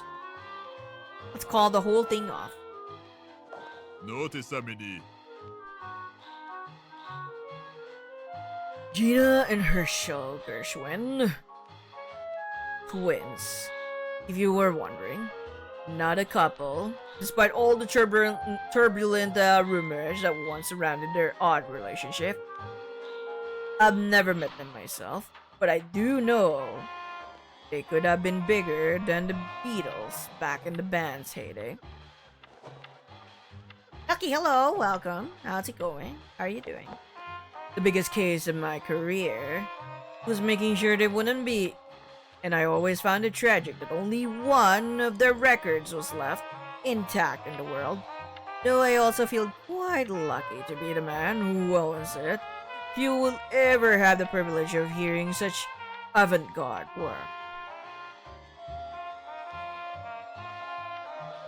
You utter a few Amerleba oohs and ahs, feigning interest to conceal your perplexity. What does a human resource company have to do with ruining musicians' careers? And how could Obuya be employed, let alone alive, during the birth years of rock and roll? He's not that old, is he? Before you can scrutinize the man's non-existent wrinkles, he promptly clears the stray documents from his desk, making space for a repulsively familiar sheet of paper. Your loathsome fucking resume, laid bare for the world to gawk at. God, you're sick of seeing that thing. Obuya interlaces his fingers, pale eyes darkening into a severe stare. You suddenly find yourself keenly aware of just how dangerous the man could be, should he choose to embrace violence over verbal repartee. Kimao Hone. I'm to begin our little interview. I'll be asking you a series of questions. Some will appear rather peculiar, and others rather innocuous. It may be difficult to answer at times, as you've not been made fully aware of your position, nor of SMYRNACORP's company goals. However, I will request that you provide honest and instinctive responses. Regardless of context, it'll give us a better idea of the role you'll be assigned during your time among us. Wait, you have to ace an interview before being told about the job as you're applying for? What a mess. Either SMYRNACORP as an unintuitive hiring process, or their non-disclosure agreements are so incestuously interwoven, no one can get any work done without being strangled to death by red tape. Actually, I kind of understand that that's why they're asking you, because if this is a manpower agency and you are pretty much answering questions that will fit, that will help you be placed into the appropriate department or appropriate client per se, then you definitely have to answer correctly so that you're sorted to the correct department. Otherwise, you'll be sorted incorrectly, and it might be horrible. What time? What time are we doing it? I'll try. What's this game? It's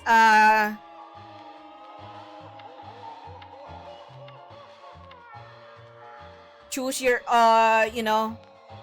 choose your own adventure horror story about inhuman resources. Basically, you're gonna try to survive your 9 to 5.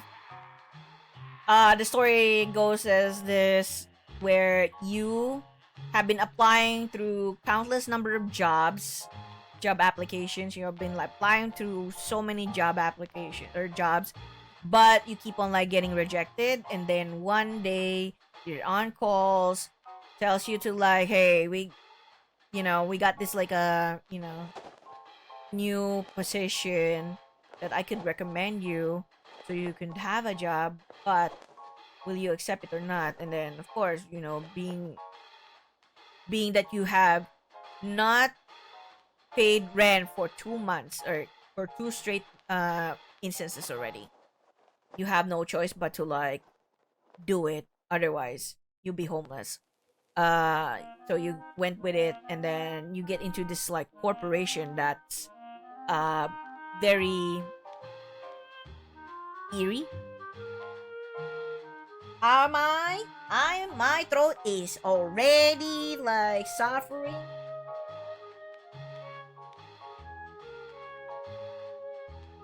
Hopefully I don't need to like do much tomorrow, because I feel like I won't have any voice. But because this is a sponsored stream, so I gotta do it. It's the only time I have. Next week I don't have any time. I got like other things to do. I have a birthday stream to do, and then I have like some private time that I need to like, prioritize on my actual birthday.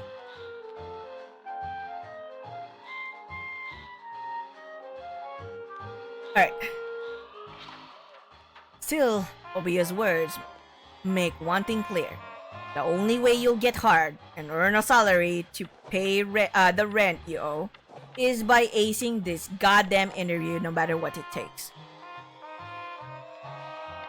You shouldn't have voiced anything, I think. Hopefully we can finish Minami's rap. Yeah. Nice.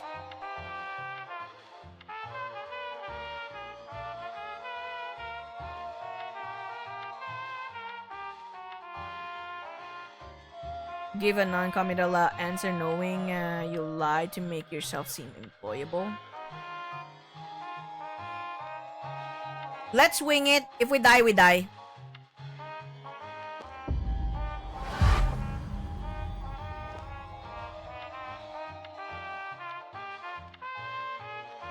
Obaya chortles with satisfaction, the sound as deep and rumbling as a rock slide at the bottom of a well. Kudomijaji. Wonderful. Let's get started. Notice Samidi. Question 1. A runaway locomotive is barreling down a set of railroad tracks at uncontrollable speeds. In its path lay 5 people, tied down and unable to move. If nothing is done, the locomotive will surely crush them and end their lives in an instant. Tome Baden. No way they use this question. Okay. You stand in the train yard next to a large lever. You know that if you pull it, the locomotive will divert its course onto a separate track. However, this will cause it to crush a different person who is also tied down to this alternate path. How do you ensure all 6 people escape this tragedy alive? Well, that's not quite the where do you see yourself in 5 years shit you're used to.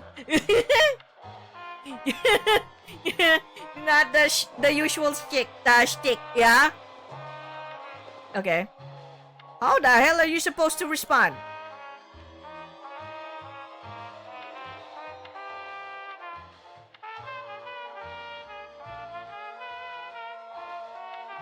Assuming you can operate that lever, you might also know how to remotely trigger the emergency brakes.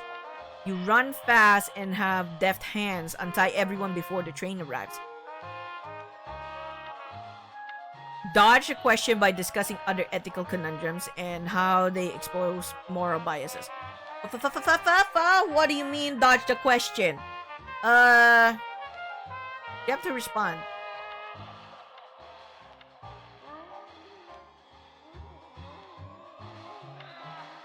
Huh.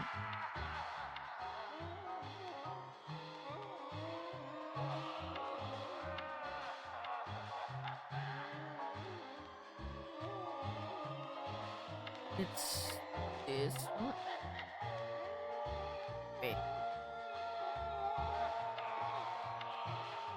This one. Metaphysical.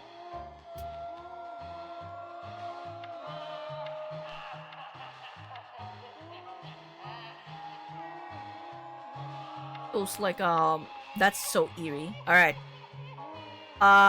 Assuming you can operate that lever, you might also know how to remotely trigger the emergency brakes.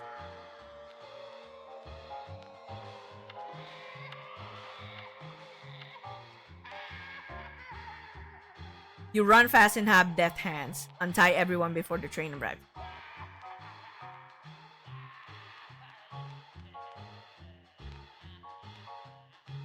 Even if you untie everyone, if they don't like stand up, they're dead.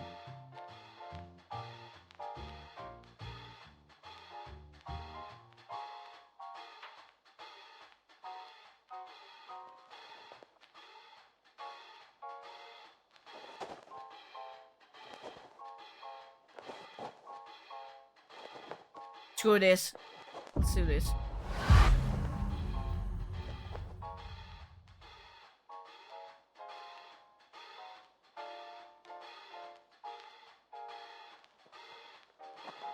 You're not exactly the foremost authority on train your technological advances, but you're pretty sure conductors have developed multiple automated and manual fail-safes specifically to prevent cartoonish catastrophes like these. If not, you have $1 million idea to pitch. Notice Samini.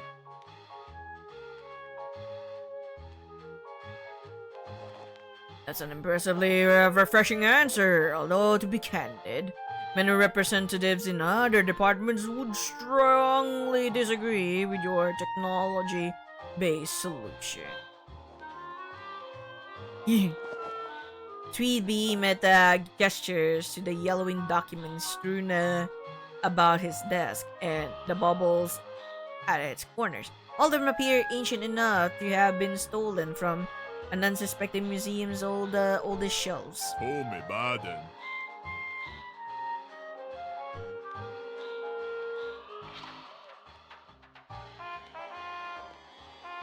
Okay. SMYRNACORP has built upon a simple ideal that humankind's potential must not become entrapped by progress. False promises of privacy. Efficiency is no excuse to discard anonymous practicality. Our old hat philosophies and reliance on archaic devices have kept this company on the path to success for decades. But the world is changing and we cannot remain blind to the additional insights technology can provide. Kudo Mijaji. After all, how can we think outside the box if we lack the tools to grasp how big the box has become, especially in our ever so chaotic digital era? Not quite sure how to respond to that, let alone how it applies to human resources, but you still managed to stammer out some words of agreement, which hopefully imply you were thinking the same thing. Gawona Kimo. Oh, we got a technological literacy. Nice, nice, nice. So we got +2 on technological literacy, so we're kind of techie. Okay. We still have a really bad social aptitude and physical faculty. Probably the other one is physical faculty though.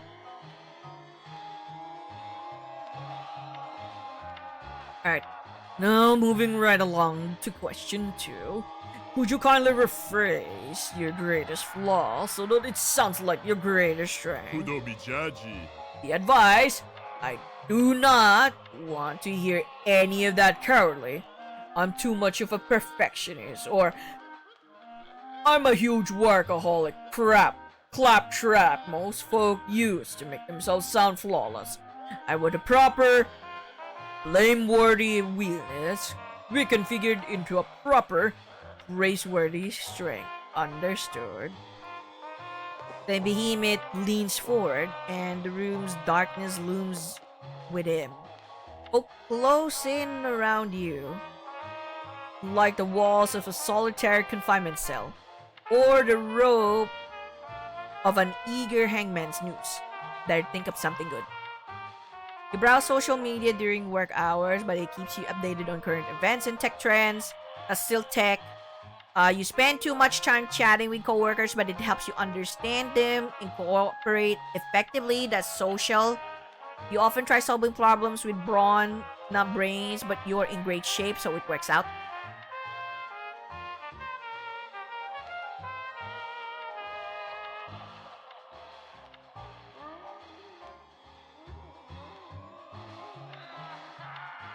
I kind of want to make sure we balance out our stats, you know? Let's just go like with this.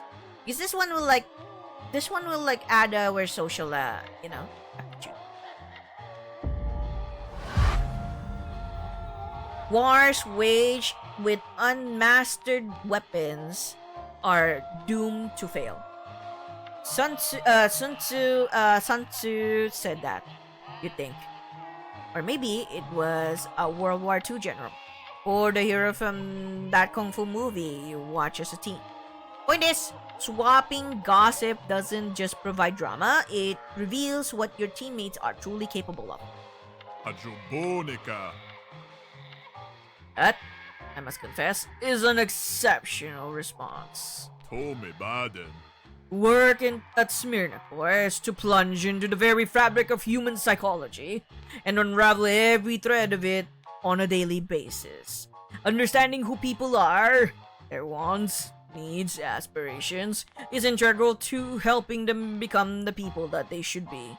And no one can achieve such understanding by working alone. Therefore, extending that same level of consideration to one's colleagues is an extremely wise initiative to augment our efficiency. Impressive stuff for a new recruit. The man gestures with theatrical flourishes as he makes the declaration, but his conviction sounds too genuine to come off as arrogant. You conceal a satisfied grin, picturing how spectacular the man's water cooler small talk must be. Ajubonica. Now then, onward to our final inquiry. Regarding your schooling, I would like for you to, well, if you could just explain the...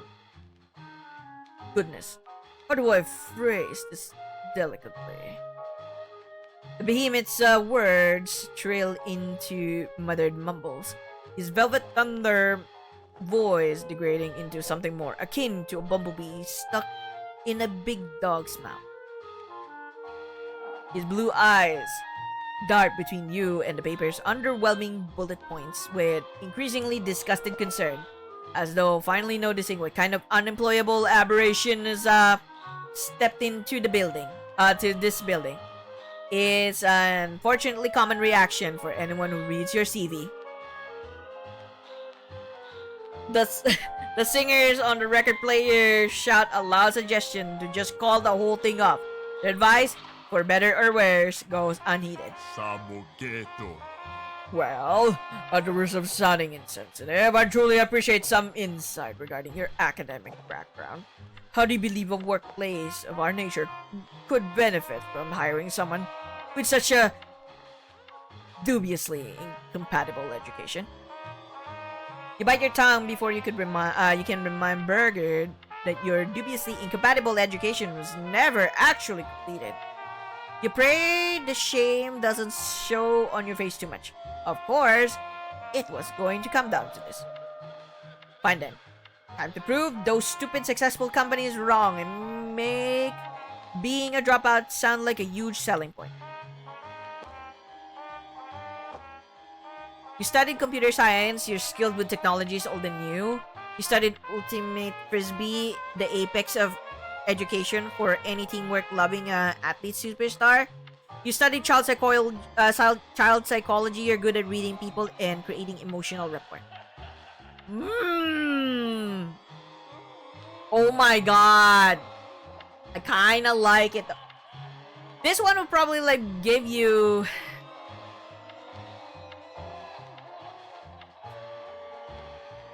I kinda wanna build my social though than physical. Physical? Overall fitness level earned through rigorous exercise influences your natural endurance, muscular strength, and ability to withstand pain. Oh my god. We're probably gonna be like so highly sensitive to pain. But if we can make our work our way through like smarts and tech, we could probably make it out alive.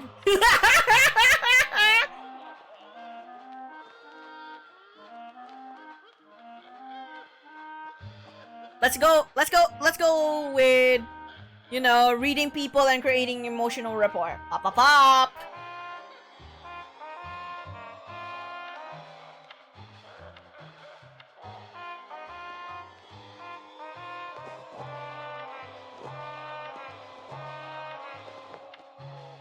Yeah, let's do that. Let's do that.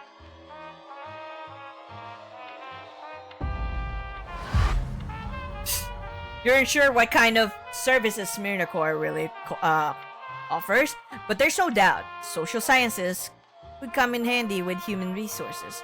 By having your communication skills and providing extra insight into people's personality quirks, your schooling should prove useful to dealing with clients and coworkers. Social aptitude. You discuss some of the intricacies of your most memorable seminars, specifically those concerning mental development and lingering infant trauma known to emerge decades later.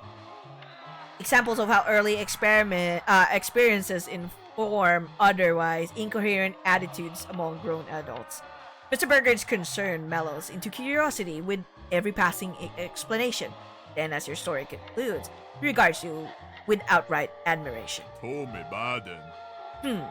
I cannot even begin to explain how often our SMYRNACORP representatives fail to consider the significance of formative experiences when it comes to mapping out an individual's psyche. Childhood memories are oft overlooked, yet integral in determining the root cause of a client's wants, fears, or failings. And in our most extreme cases, identifying those root causes is utterly essential to succeed. Gawona kimo.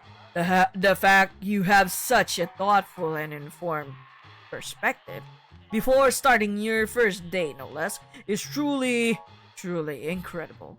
Correcting human behavior is a complicated, multi-layered process, but your pre-existing awareness of that fact will be a major asset. His flattery sends swarms of butterflies fluttering your stomach, about your stomach.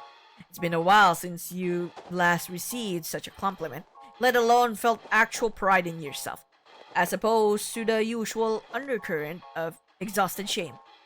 Ironically, a therapist would probably have questions for you about that. Kudo mijaji. Child psychology specialization! Yo! Ba-bum. That's our specialization. Alright. Anywho, I believe that concludes our questionnaire for today. As for your results, man's enormous fingers crumple your CV into a ball and toss it aside. It bounces across the wire laid in the floor, disappearing into an inky corner of the abysmal room. Your chest tightens, panic swells, catastrophic scenarios and thoughts of crushing failure explode throughout your head. Obia's beaming smile diffuses them all. Gawona kimo. Tell you the truth, this little meeting of ours is nothing more than a corporate mandated formality.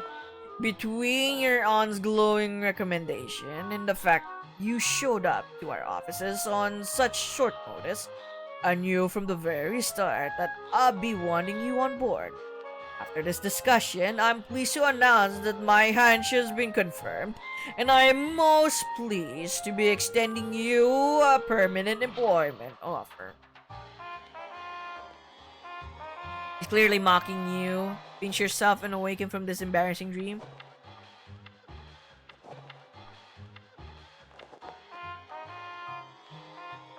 Hang on, you actually want to hire me?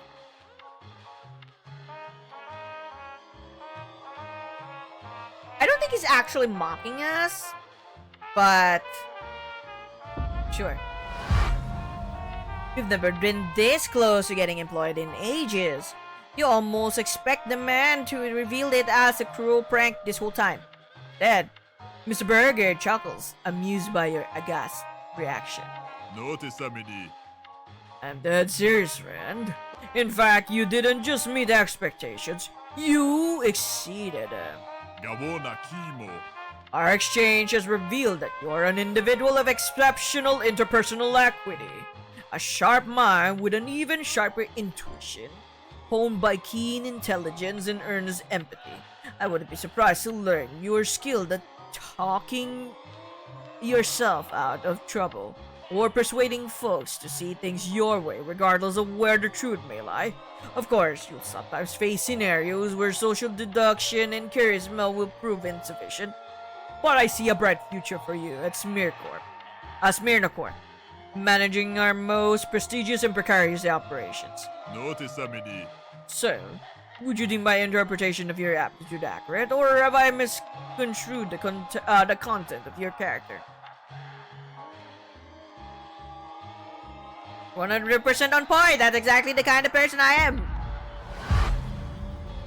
Flattered by obvious appraisal, you relish in the satisfaction of having been truly seen. Not every day you get such a precise, quantifiable breakdown of your unique abilities. May they serve you well in tackling the horrors to come. Gawo Nakimo. Good to know. Very good indeed. In that case, I'll nudge administration to start producing your contract. I'll unfortunately have to remain cagey about some details, such as workplace tasks or starting salary, until all the legal hoopla has been sorted. But assuming you care to accept a generous starting offer... Mr. Burger's chuckling deepens as he extends a massive hand. His blue eyes are bright with joy, his tongue hungrily running over his pure white teeth. Ajobonica. Please allow me to informally welcome you as the newest member of SMYRNACORP. I look forward to reviewing your performance.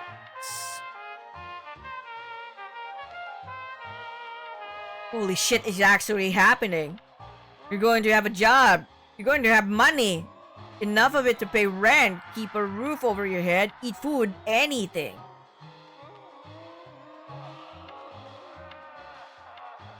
Fight the urge to cry and shake Mr. Burger's hand.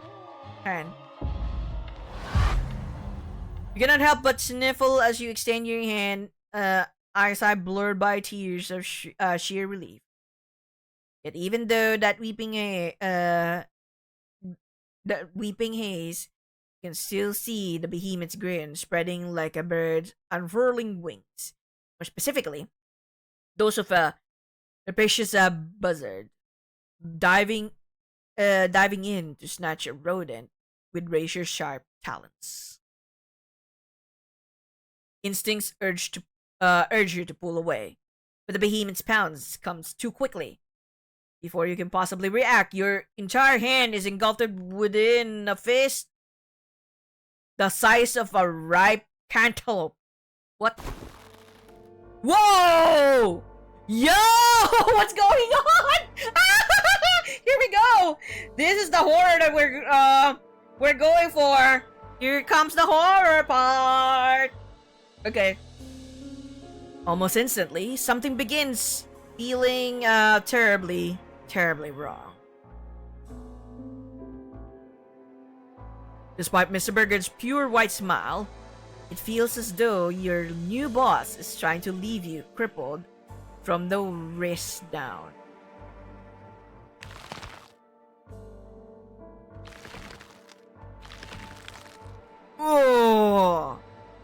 knuckles crunch, folding in on each other.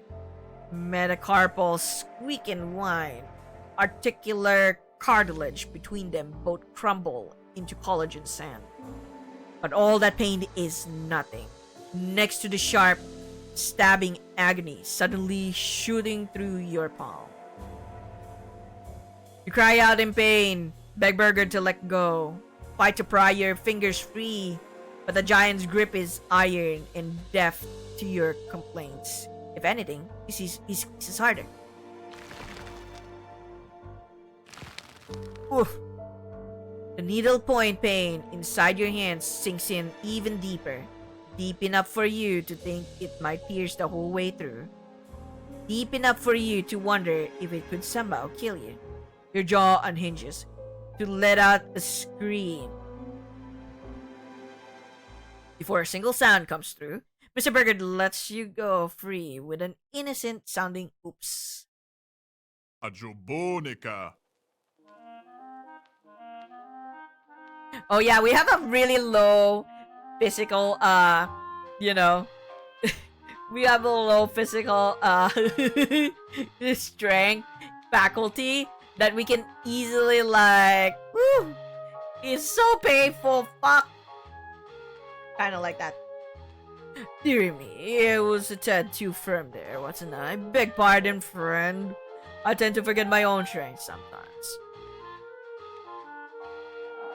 The twee behemoth lets out an earnestly apologetic chuckle. He forces himself to chuckle back, but the laughter takes tremendous effort. It's hard to buy his excuse, no matter how believable it may be. Panic, you palpate your palm and numb fingers, searching for any scars left by the thing that was drilling through your flesh.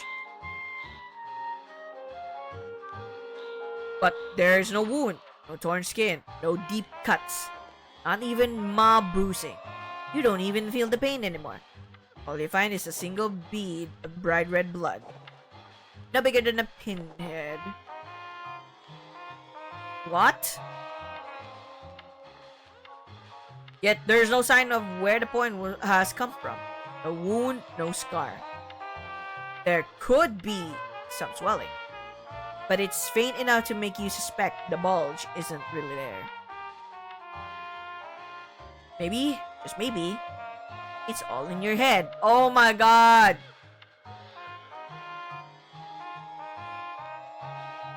If there's no wound, is there's someone else's blood? Investigate that swelling, no matter how paranoid it may be. You press down hard into the tip of your thumb, searching for a lump or stiffness before you're sure you've spotted something. A clutter interrupts you. From one of his desk drawers, Mr. Burgard withdraws a slab of metal the size of a stovetop. Stovetop. At first, you assume it's a tablet device, custom built to fit the Tweed giant's fingers and resist their vice-like strength. Or perhaps a turntable meant for an aspiring DJ, painted in drab colors. A closer look reveals something older and chunkier, made of gray aluminum and solid beige plastics. Linking buttons, flickable switches, knobs and sliders of all kinds decorate its crowded surface with a cluttered interface too complex to grasp at a glance. Despite your fondness for outdated tech, you cannot tell what kind of machine this is, nor what purpose it's meant to serve. Your best guess is an old movie prop, stolen from the studio set of a sci-fi film from the 1950s, and not necessarily a good sci-fi film. Mr. Burgard bends over to grab heaping handfuls of wires off the messy floor. Seemingly at random, he sorts through dozens of them at a time, plugging only a paltry few into his device's outlets. Kudo Mijaji. Now that the pleasantries are finally done with, I suggest we proceed to the evaluation portion of our exchange. Aha! You were wondering when you'd be getting into that part. The behemoth appears, taken aback by your expectant nod, but is even more surprised by the nervousness your lousy poker face can't conceal. Though you were told to spec a test, you're also warned to be wary, and you're not particularly excited to find out what the machine has to do with it. Tome baden. Come now, you no need to get so agitated. I've already agreed to hire you. It's not like I'll be terminating your employment before your first probationary milestone. Ajobonica. The format of this evaluation will be similar to our open-ended interview questionnaire, but this time, I'll be presenting intentionally confusing scenarios that most SMYRNACORP employees might encounter during their day-to-day tasks. Your goal is to present solutions to each particular problem as you deem appropriate, regardless of how unconventional the suggestion may seem. Yet again, there are no wrong answers, but I will tally your responses to determine how much supervision you require during onboarding. Okay. Kudomijaji. In other words, I once more encourage honesty over making a good impression. For both our sakes. Okay. Woo! Oh my god. The behemoth flicks a larger switch upon his instrument's dashboard.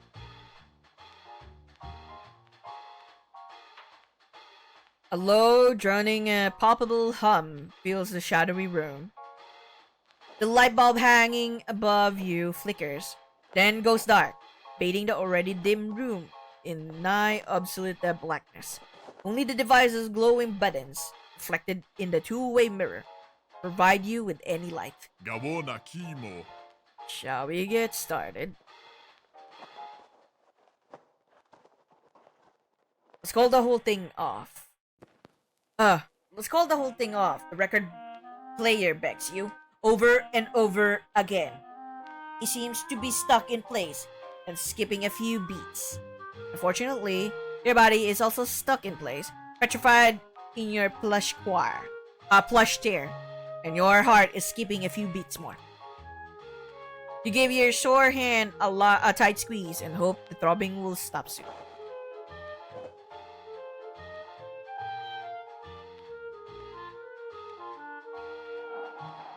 Can we ask for more for more information, no matter how limited? We? Mr. Berger denies the request with a firm shake in the head. Ignorance is key, he explains. The more prepared you are, the more inaccurate the results, and I am the man who greatly values precision. Okay. Your new boss's Bratware's thick fingers push one of the machine's sliders to its absolute limit. The room's bassy hum increases in pitch and frequency. Ajobonica. I'll start you off with an easy one. Let's say, hypothetically, that you're supervising a group of employees from a different company. They hired you to isolate the source of their decreased productivity, then remedy the issue. And it does not take long for you to identify the problem. One of their staff members is extremely troublesome. The giant pauses, uttering a tisk of irritation. It seems he wasn't supposed to specify this mystery employee's gender. When he speaks again, he enunciates slowly, with more careful consideration. Bonekaye. This hypothetical individual has an undeniably inadequate productivity level.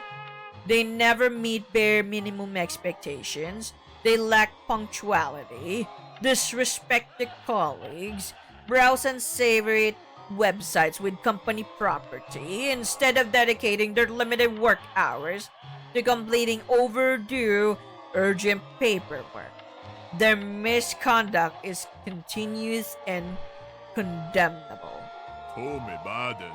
The employee has been given multiple warnings and provided with opportunities to improve their performance.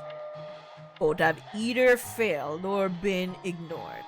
The client is contemplating firing the problematic worker, but are concerned of becoming understaffed during an especially critical moment of the fiscal quarter could jeopardize their important deadline. What do you think should be done to reestablish the client's baseline productivity?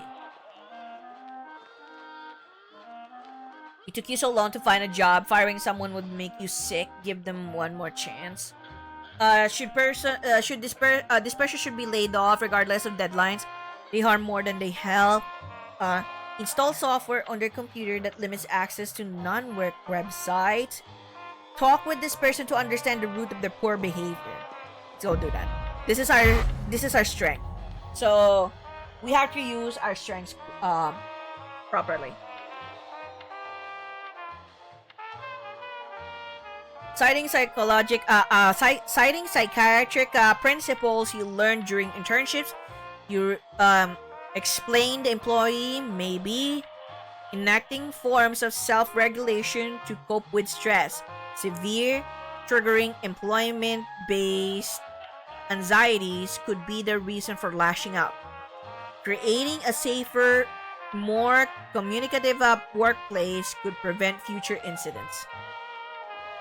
As your nervous explanation begins delving into the more technical aspects of addressing trauma, you start losing track of your own argument. However, Mr. Burgard remains very satisfied by your convoluted suggestion. Kudobijaji. I knew your studies in formative psychology would prove useful. Even our most experienced technicians could benefit from your level of consideration. If one intends to map out the architecture of a complex adult mind, one must first start at the foundations set in childhood. Failing to do so only grants an incomplete picture of the person we're trying to change, and leads to flawed interpretations of the necessary corrections. The fact you already take into account potential childhood trauma tells me you understand this well. Ajobonica. Thus, I predict minimal corrective oversight will be necessary when performing your first surgical override or psychological reconditioning. Jolly good stuff. Excuse me, what? Wait, what? Excuse me. Wait. Wait. What do you mean? Predict minimal corrective oversight will be necessary when performing your first surgical override or psychological reconditioning? What do you mean by that? The giant hums joyfully, fingers tap dancing across the buttons of his device with a series of distinctive clicks. Hang on though. Did he just say you'd be performing surgery? Oboya completes his complex mechanical operation with a flourish of flashing lights and a sequence of high-pitched beeping. The machine's noises are loud, but not startling. Not compared to the other sound. It's faint at first, muffled, maybe distant, subtle enough to make you wonder if it's part of the record player's tune. The longer you listen, the more unmistakable it becomes. Someone, somewhere, is screaming. Oh my god! Your nails dig into the armrests of your overlarge leather seat. Your eyes dart about the room, searching for the noise's source, before landing on two-way mirror and your own aghast reflection is coming from across the glass.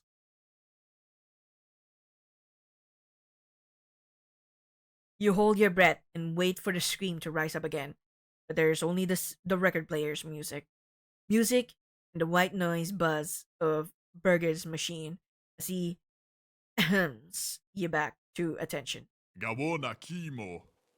If you are in need of a restroom, I can point you to the right direction. Otherwise, I'd ask you to please complete this evaluation with a smidge less fidgeting. It negatively impacts our tools, acoustics, you see?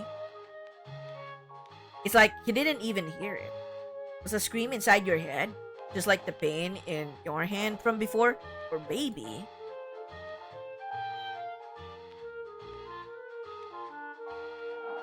I don't want to ask. That's something that you should not, you should not, or you're gonna be being in big trouble. You just observe and you just, massage your bloodstained palm and pretend nothing happened. You hold your tongue, unwilling to disrupt the tool's acoustics any further. Besides, strange things have been happening ever since you've set foot in this building, and everyone's been acting like it's completely normal. There's probably nothing wrong, right? No, there's something wrong. Obuya flips another switch. The room's buzzing shifts into a frequency so oddly low, you feel it sending ripples through your organs. The giant gestures your way with stippled fingers, further disturbing your unsettled guts. Kudobijaji. Now, let's say, still hypothetically speaking, that our problem employee has a more specific shortcoming. He's utterly unwilling to cooperate with one of his co-workers. Perhaps it's a matter of long-standing interpersonal friction originating from external sources. Maybe there's an irreconcilable difference between them in terms of moral, political, or religious beliefs. Ajobonica. Regardless of the exact circumstances, our floundering staffer has proven themselves incapable of playing nice with their high-performing teammate. This has resulted in a severe decline in both their productivity levels. Now, we cannot relocate the problem employee to a new department, nor displace their high-performing partner. How do we ensure the former collaborates with the latter despite the deeply rooted discord between them? Oh, so if you actually okay. You know what? I actually am happy that we kind of had like an increase on like the social aptitude, because I feel like if we didn't like focus on that, we probably would not, have any choices, and it would be like just one of the two. High performance does improve innocence. Maybe the bad employee is being sabotaged. Success should be rewarded and failure punished by the problem employee. Principles are learned, not biologically dictated. Teach them new values better suited to a workplace. Let's go. Your mind drifts to extreme rehabilitation scenarios. Neo-Nazis mellowed out through exposure to inclusive media. Violent team overcoming aggression through extensive therapy. They're not quick or cheap solutions, but they do prove people can override old behaviors with new, compassionate values. Shit. Your new boss's bright white smile twinkles with tremendous satisfaction. He tweaks his device knobs with giddy abandon. Tome baden. You're absolutely right. Too often do we believe people act in certain ways by default, as though personality or upbringing were immutable entities. But psychologically speaking, not only can anyone become anything, they can be made to become anything through tactical exposure to new perspectives. Individuals are the sum of environments and ideas they have been exposed to. Thus, adding or subtracting experiences from that human equation alters the result. Mr. Invalid should be in here. I think this would be a very fascinating game. For Mr. Invalid.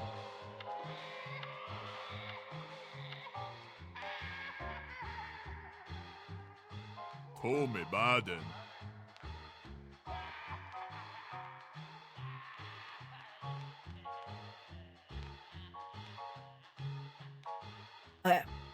Unfortunately, there are times when the only solution is to raise every belief a person holds dear and start over from nothing. But that's just part of the job description.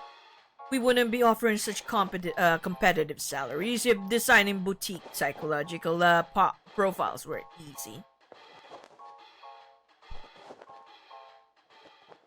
Before you can ask the interviewer what the hell he means, another sound reaches your ears. It's not a person's scream this time, but neither is it a vinyl sad tune or a machine's hum. Rather, it resembles a dull, wet, rhythmic thud. Eh?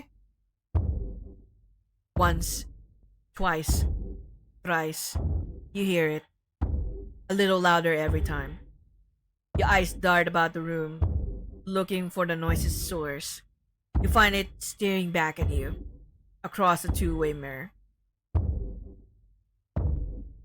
Begging to be let out. I feel like the more that we choose the psychological fuck, the more that we are torturing the the one that we replace. Holy shit. Your mouth goes dry as it hangs open. Your finger shakes as you start to point.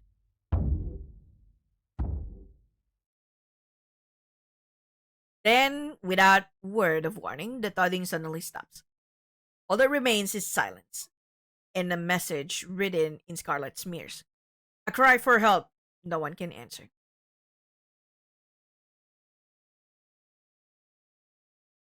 Oh shit! Oboya looks over his shoulder, seeing the red stain. You wait for him to react, to gasp, or even scream. All he does is harump at it, annoyed. Bonekaye. I really need to put more pressure on that janitor. Soundproofing in here has been unacceptable as of late. Damn. With more grouchy grumbling, he tweaks a couple of his device's knobs as if nothing happened. Then noticing your aghast expression, he furrows his brow. Not with concern, but confusion. Tome baden. Is something the matter?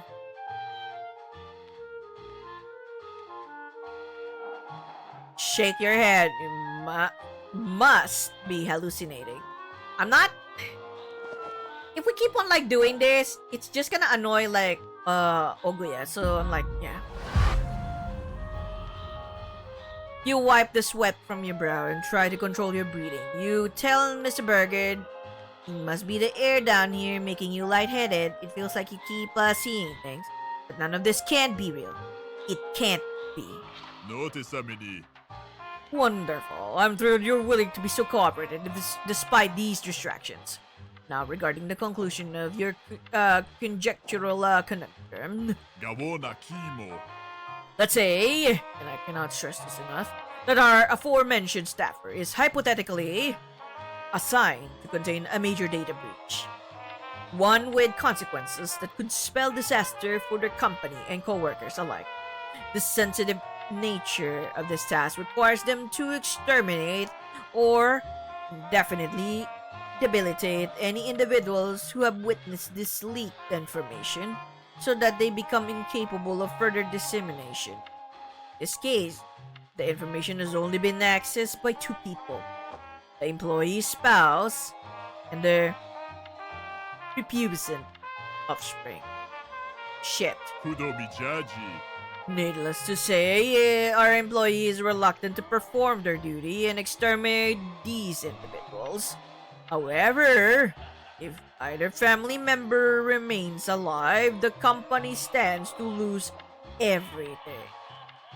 Furthermore, should they refuse to tie up these proverbial loose ends, you will be required to do so in their place as outlined in your SMYRNACORP contract. In short, how do you ensure these targets perish as intended and that this data breach remains contained, regardless of this problematic employee's hesitation?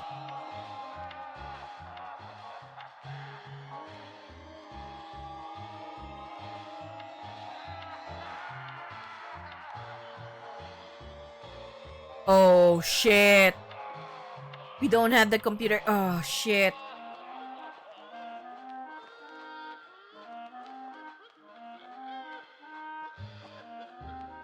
We don't have enough physical faculty. This is the one question that we will be like having trouble.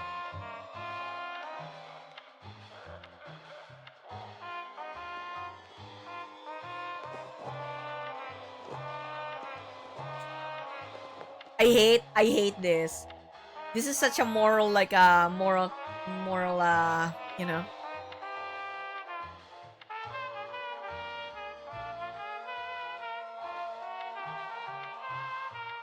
Let's die.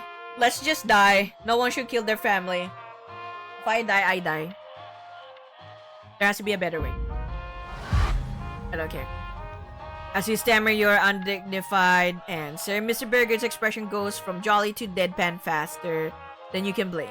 He fiddles with his instrument settings with a disappointed frown, indifferent to your pleading. Samogeto. Normally, I'd applaud any employee willing to consider better ways of doing things around here, but I sense you're less interested in optimizing your duties and more concerned with avoiding them. Frankly, this is how you react to a hypothetical version of this scenario. I love to imagine your reaction when actually confronting the situation in the workplace. You'll need to learn how to perform under pressure around here, and fast. Yeah, I know. We have no choice, though. I wish we could, but we don't have the necessary physical faculty or computer science. It's one or the other, no? But we don't have it. It would be nice if we can balance it out so that we can have at least a little physical faculty, but, you know,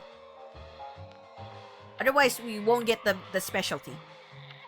Drumming upon a few more buttons and eliciting a few more beeping noises, your manager's expression shifts somewhat as his strange machine's monitor displays your evaluation's final score. Notice many. Well, this is genuinely impressive. I had high hopes for you, but this exceeds even those anticipations by considerable leaps and bounds. Most of our employees need months, if not years of training to properly optimize our procedures while foregoing all ethical concerns.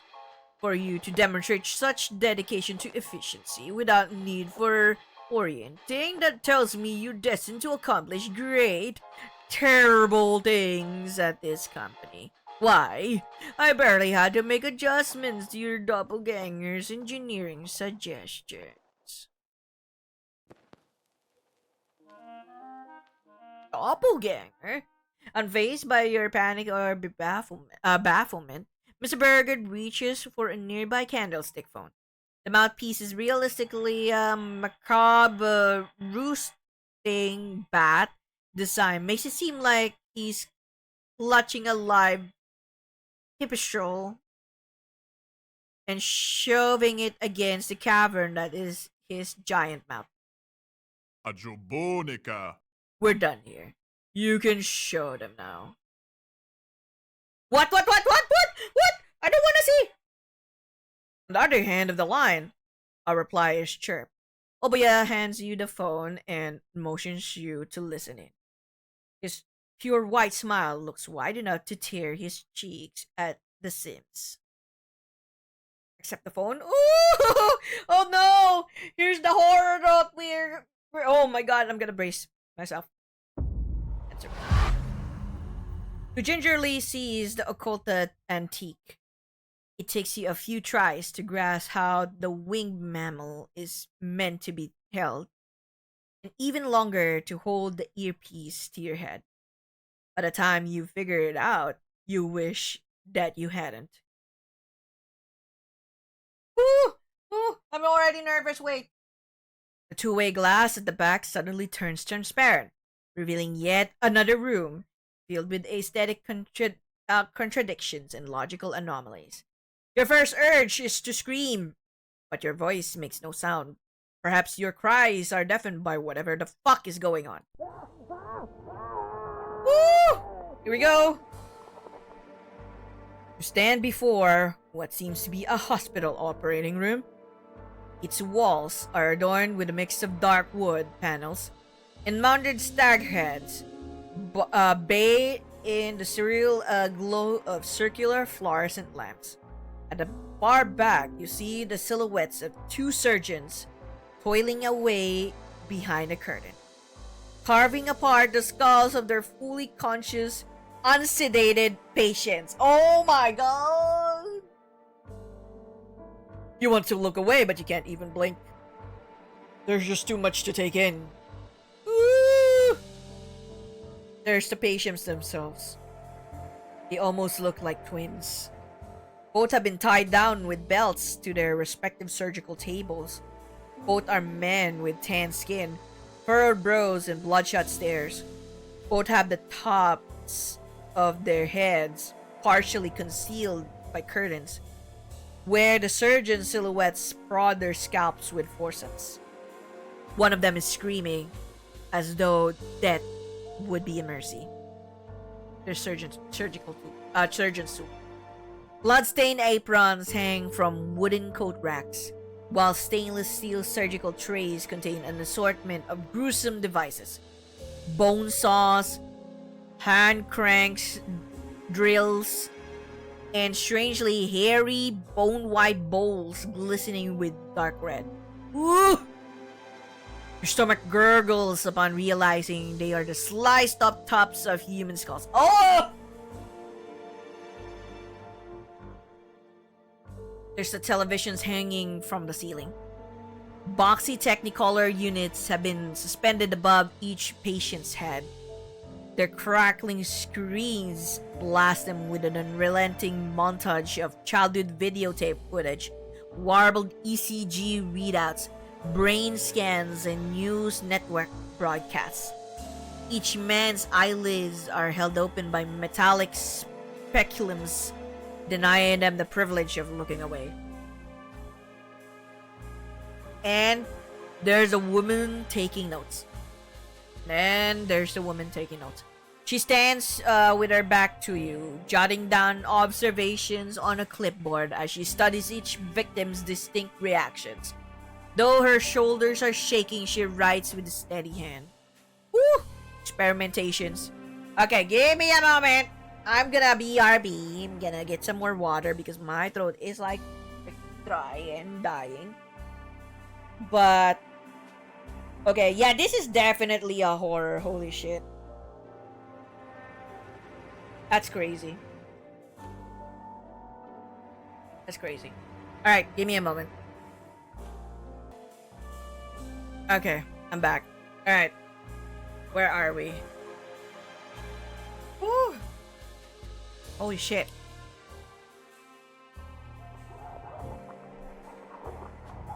The muffled sounds of saws slicing through bone threaten to make you throw up. But instead, you feel your heart sink deeper into that pit of nausea and realize something truly chilling. You recognize two of the people in that room.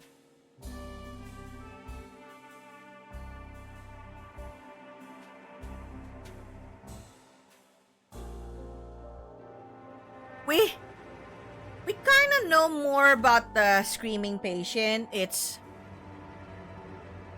that guy, but I don't know about the clipboard wielding lady.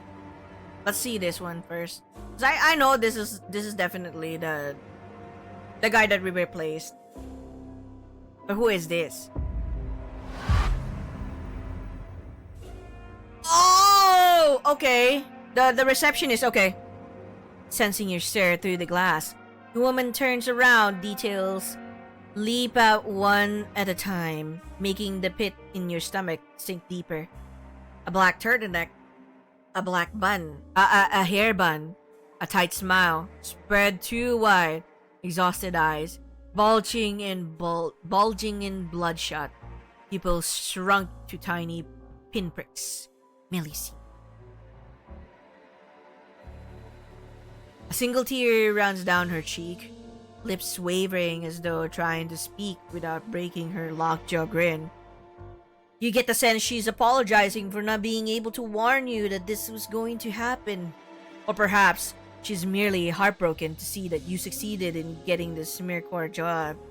Whatever the case may be, she once more turns her back on you, focusing her attention on her loudest patient. Zutenafoi.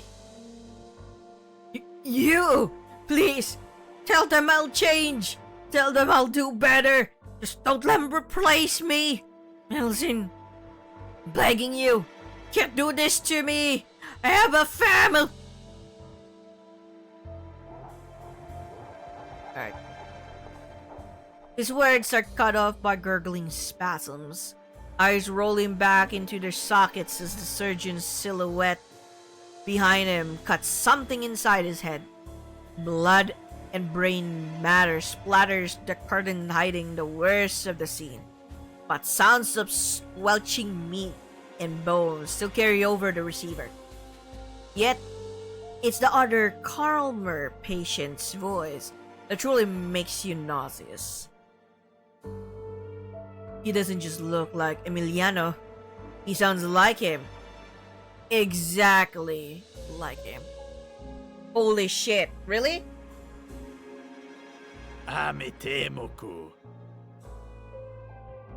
You, please. Tell them I'll change. Tell them I'll do better. Just don't let them replace me. The lookalike's face remains impassive, even as his exposed brain, prodded at with a hand crank drill. Yet the imitation of his neighbor's blood-curdling cries is perfect. Every nuance, every pause for breath, reenacted down to the finest detail. Better than any audio recording you could ever imagine. More immaculate simulacra than a man or machine should ever be capable of. It's so perfect, in fact, that you're no longer certain which is the real Emiliano. Ametemoku. Hey, Melusine, how was that? Might lay the accent on too thick. Paso a comer. This seems fine to me. But I'd recommend letting your voice crack once in a while. It's been known to happen when Mr. Aguilar is heavily inebriated. And considering his drinking disposition, that particular nuance will come up quite frequently. Kimaleto ba? Gotcha. I'll give it another go. Hey, pal. Give me some fresh material to rehearse.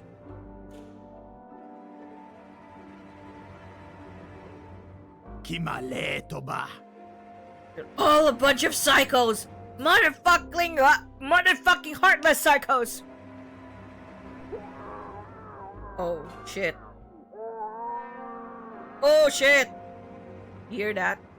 Emiliano sobs and howls himself raw, retching as the surgeon hacking his cerebellum induces full body spasms. The other Emiliano merely clears his throat before howling much the same. Anyway. Ametemoku. Roll a bunch of psychos, motherfucking heartless psychos! Zutenafoi. How about that? Bit better? Bunipova. Considerably. I'll, notify the post-op technicians to implant a few more speech impediment-inducing memories and apply brain damage relative to Mr. Aguilar's alcoholism. That should iron out the last neurophysical kinks. The other Emiliano gives a firm thumbs up, leaning back to enjoy his lobotomy with the lackadaisy indulgence of an expert barber's scalp massage. Melusine turns to face the glass, his wide smile pulled painfully taut. She looks at you with tears and mascara streaking down her face, her grin seeming to cause more pain than either patient's cerebral surgery. Kisamocha. Was there anything else you needed to see, Mr. Burgard? Notice Amini. No, thank you, dear. That'll be all. Just wanted our new hire to get a better idea of the daily grind. Oh, but do let me know if we need to make adjustments to mediatic nutrition, will you? I'll be on standby. Woo! Damn. The scream. With a curt nod, the receptionist turns her back. You hear click in the dial tone, and the phone's ceaseless screaming abruptly cuts off. Across the glass, Emiliano thrashes with all his might, the sound of his screeching muted once again. Gabona Kimo. So, what do you think? Pretend to be calm and curious so you can figure out what the hell is happening. Demand your boss explain what the hell they're doing to those people. Missing stat. This one's like missing. That's fine. You got the child psychology specialization though. Alright. You studied childhood trauma long enough to know explosive reactions incite abusers to commit further violence. You know it almost kills you. You keep your voice as steadily as possible, expressing mild surprise and even milder confusion about the absolute nightmare unfurling before you. Alright. Mr. Berger looks pleased, as punched by your polite interest. A seismic laughter creeps up his cavernous throat as he gestures to the two Emilianos. Ajubonica. I'm glad you're Corning. I'm glad you're coming to this with an open mind. Most recruits get surprisingly antsy at this stage of their proceedings. What you see here is the most common and most heavily patented human resource service SMYRNACORP provides. We replace troublesome members of society with specially trained, lab-raised actors that will live more efficient lives in our target's place. Oh. Notice Amini. And what's more, we perform today's processes all according to your specifications. Your specifications? You had nothing to do with this. Unperturbed by your protest, Berger motions to the silhouetted surgeons, curtly picking at both Emiliano's wet and naked craniums. Notice Amini. First, as standard procedure, we have our doppelgangers undergo extensive surgeries. This ensures their size and appearance matches their target. However, we also perform highly precise neural excisions and hormonal dosing sessions to ensure both replacement and replacee have identical synaptic pathways. This means they'll share the same tastes, reflexes, and handicaps wherever applicable. Gabona Kimo. In this case, we've altered portions of the cortex related to those troublesome self-regulation behaviors Aguilar once used to cope with his childhood traumas. It was a wise suggestion of yours to address such foundational behavior-based shortcomings directly at their source. Damn.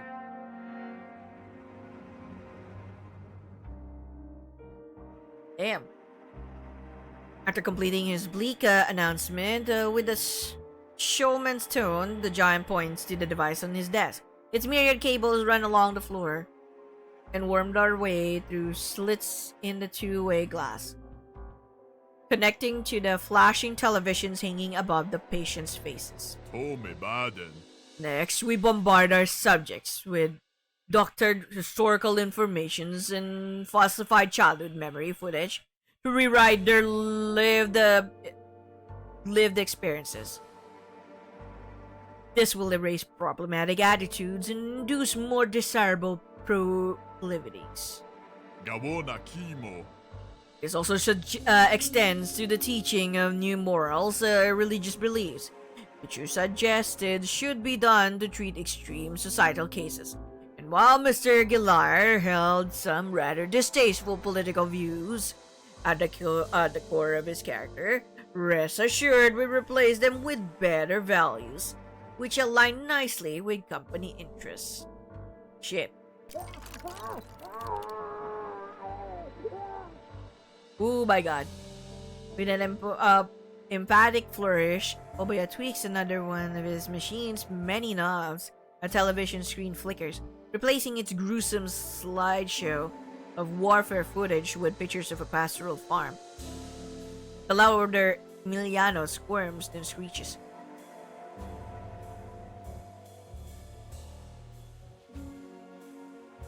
Finally, the tweed behemoth nods to Melusine, whose eyes glance between both her patients, taking notes whenever one of them imitates the other.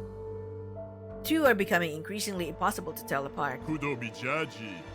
Last but not least, Miss Sansan arguably has the most important task of all, quality assurance. You see, our procedure is human, not mechanical.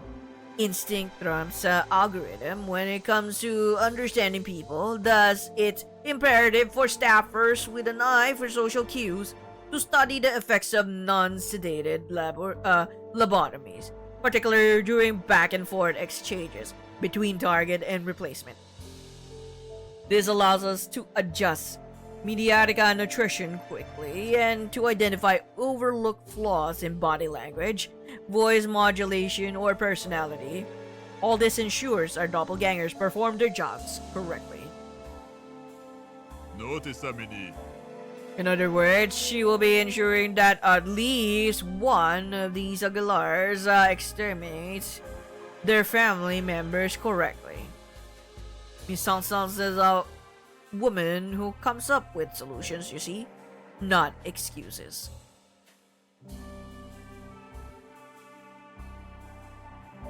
Holy shit, he wasn't lying. You may not have pulled the trigger, but you did help him load the gun. As you reel from the weight of revelation, Obuya holds up 3 fingers. One by one, he curls them down. Kudo Mijaji. Physical rewiring, psychological reconditioning, social integration. These are the pillars upon which SMYRNACORP's substitution services are built. This is how we guarantee that tens of thousands of doppelgangers currently deployed to the public perform exactly as they must. It's how our company has controlled the course of human civilization for years upon years, steering it in whatever direction our executives deem right. It's how the right people have shown up at the right times and the right places. How the wrong items or ideas have never appeared at inopportune occasions. And it's how you will help us do our job, regardless of which department you are ultimately assigned to. Kudo Mijaji. So, are there any further questions about your new job's responsibilities? Questions? Screw you, you won't get away with this. Why the hell is SMYRNACORP doing this to people? Okay, why the hell is SMYRNACORP doing this to people?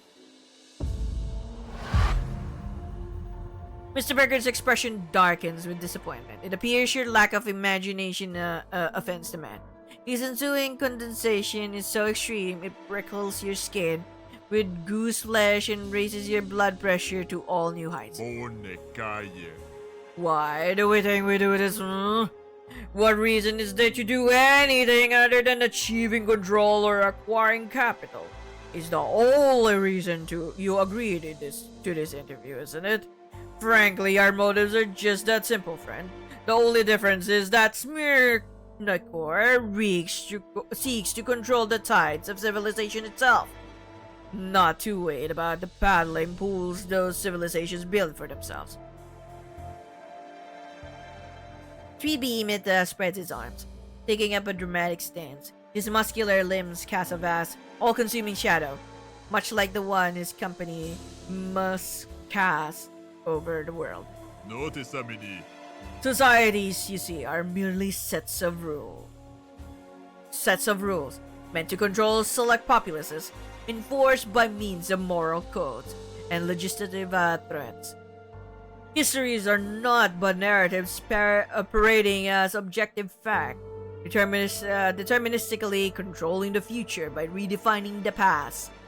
Economies are broad equations engineered to establish hierarchies and restrict freedoms indirectly. Our missive is to alter the evolution of all these entities everywhere in the world for the betterment of our species. This can mean overturning governments with silent revolutions, establishing or destroying businesses to reroute the flow of wealth, even altering history in ways that force us to reinterpret the present. Kudo mijaji. All the world's a stage, men and women merely players, but SMYRNACORP is the playwright, casting every actor's role. Today, your role has been decided too, and if you care to keep a roof over your head, you should refrain from delivering a disappointing performance. Whew.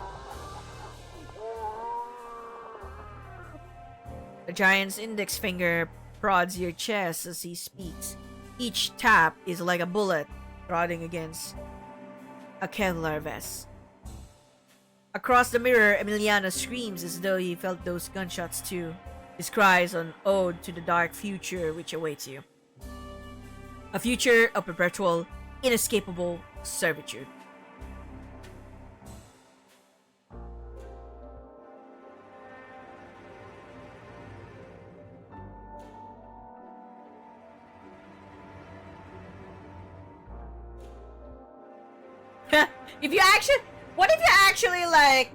What if you actually say you refuse the job? You're probably gonna be dead because you already discovered the secret, so you pretty much will die. You had no choice then, right? Isn't it the case? Then you have no choice, because if you did refuse the job, then why now of all times when you know for a fact that they already showed you the what's going on. So I feel like you're just gonna die with this. So let's just, as painful as it is, you just have to Obuya is right, need money, agree to work here until you save enough to quit. The thoughts of helping these monsters makes you sick, but turning down the offer means you'll end up on the street. Thus, you promise Burgard to work hard and do better than Emiliano. For now. Gawona kimo. Wonderful. But be advised, you'll need to perform very well for a very long time if you intend your time with us to be temporary. After all, we've already signed our first contract, and its strictest clauses do not expire anytime soon. The man's pale eyes drift toward your hand, the one you shook that you thought was bleeding. Looking into your palm, you realize the hunch was fully justified because something did pierce it.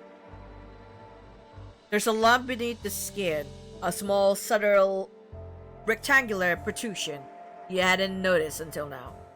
Probably because it wasn't flashing, let alone making such an obnoxious sound. Damn. Notice amini. This, my friend, is what we refer to as a non-disclosure microchip. A brand new addition to our confidentiality policy, specially designed by our future partners at Radium Inc.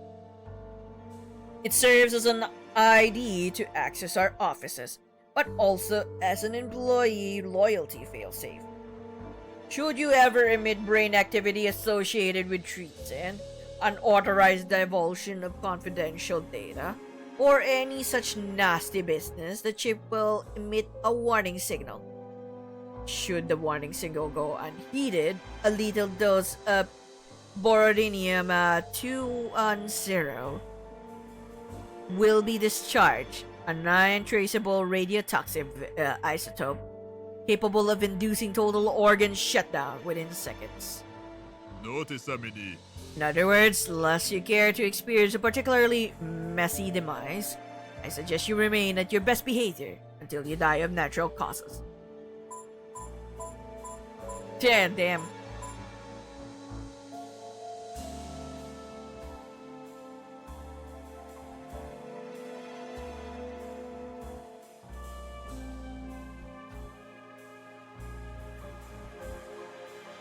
The microchip starts bleeping faster till it matches the undemented tempo of your beating heart. No telling which of the two is about to explode first. The signal is interrupted by Mr. Berger's tissing as he checks his belt-sized watch. Tome baden. Deary me. Seems I lost track of time. Other appointments beckon. I'm afraid our meeting is at an end. You'd best return home and get plenty of rest. You'll need it for your onboarding. Gawona kimo. Oh, but please don't make the mistake of thinking you can run away and never return. I hear you left college when things become unpleasant. But that same exit strategy is not an option here. You and any doppelganger we design to replace you shall forever be a member of the SMYRNACORP family. Disheartening as this may seem, I recommend keeping a stiff upper lip. Being trapped for all eternity is much nicer if you approach it with a go-getter attitude. As Obia chuckles, an elevator door screeches open behind you. The open shaft greets you like a gaping maw of a deep-sea fish. You glance between the open doors and your manager, wondering if it's really safe to leave. But by the time the beam gives you a cheeky wink, you're already making a run for it.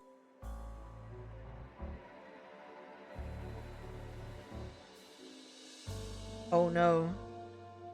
Your fingers smash every single button of the keypad's confusing display, hoping some combination of keys will get you as far as possible. Eventually, the grillage gate slams shut. The floor lurches upward, and Mr. Berger waves goodbye, speaking the most chilling words you've heard all day. Tome baden. See you tomorrow.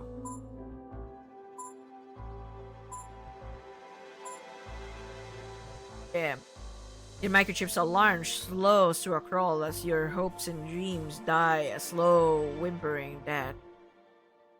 Congratulations. You're hired.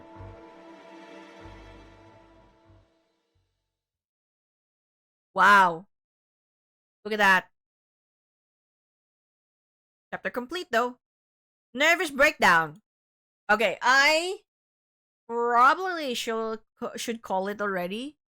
Because if I continue, we'll continue like going through the story, and I feel like if I do this, I won't be able to to end the game. Because I mean, you know, we did like do 3 chapters, or well, three.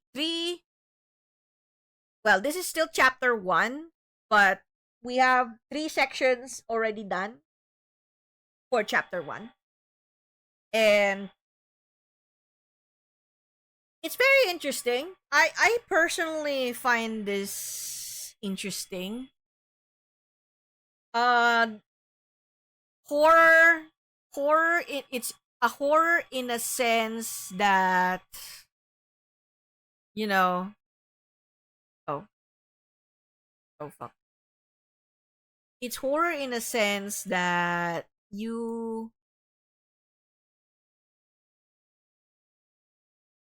are horrified by the description, the detailed description of how like some things are, and coupled with like a little bit of special effects here and there, timely special effects, and the background music, though it's not exactly horror, but you could slightly feel the heaviness of a scenario and the eeriness of it, especially during the time that you were being interviewed. So, not bad. Okay, I'll take it. Overall, for now, pretty interesting game. If you're into the choose your own adventure, choose your own narrative, I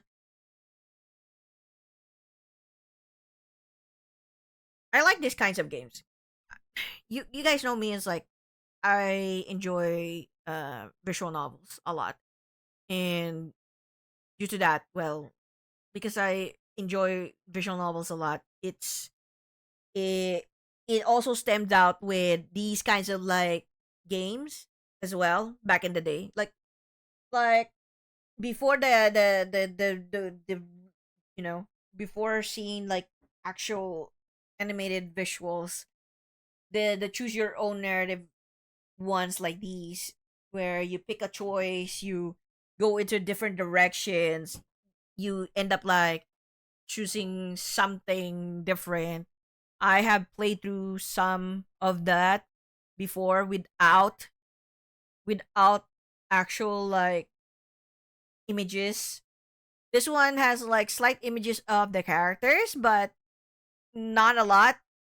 So it's all up to your imagination plus the sound effects and the background, all the sound effects and background noise that you hear. And yeah, it's pretty good. I honestly like it. I'll probably like play it again. Will I stream it? I don't know. Do you guys want to like want me to like read through all of this? But hey, if you want to like play it on yourself, go ahead and like play it play it. If you're into these kinds of like games, that is. It's not for everyone. Some people will probably be like, "Ugh."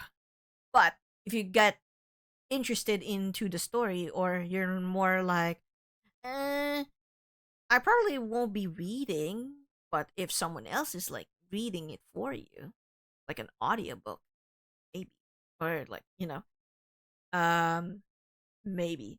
So for me, probably like again, probably play it, but if you want to play it yourself, it's available on Steam, been available for quite some time already, but it's now available in all platforms on Switch, PlayStation, Xbox. And right now on Switch, I've looked through like the Switch version. It's currently $12, 11.99 to be exact, for US dollars. If you want to like play this yourself. Currently like on let's just say like an intro sale, because the game just like got released November. Oh, just not November. The game just got released around the 17th of April. So, if you want to play this on the Switch instead, go ahead. I'm playing this on Steam, but so far with the Steam like controls, I kind of like it more because it's easier for me with the mouse. And I guess the only thing is like, yeah, there's the background is like so white, and my eyes hurt from the white background. But the darker background, it's telling a story.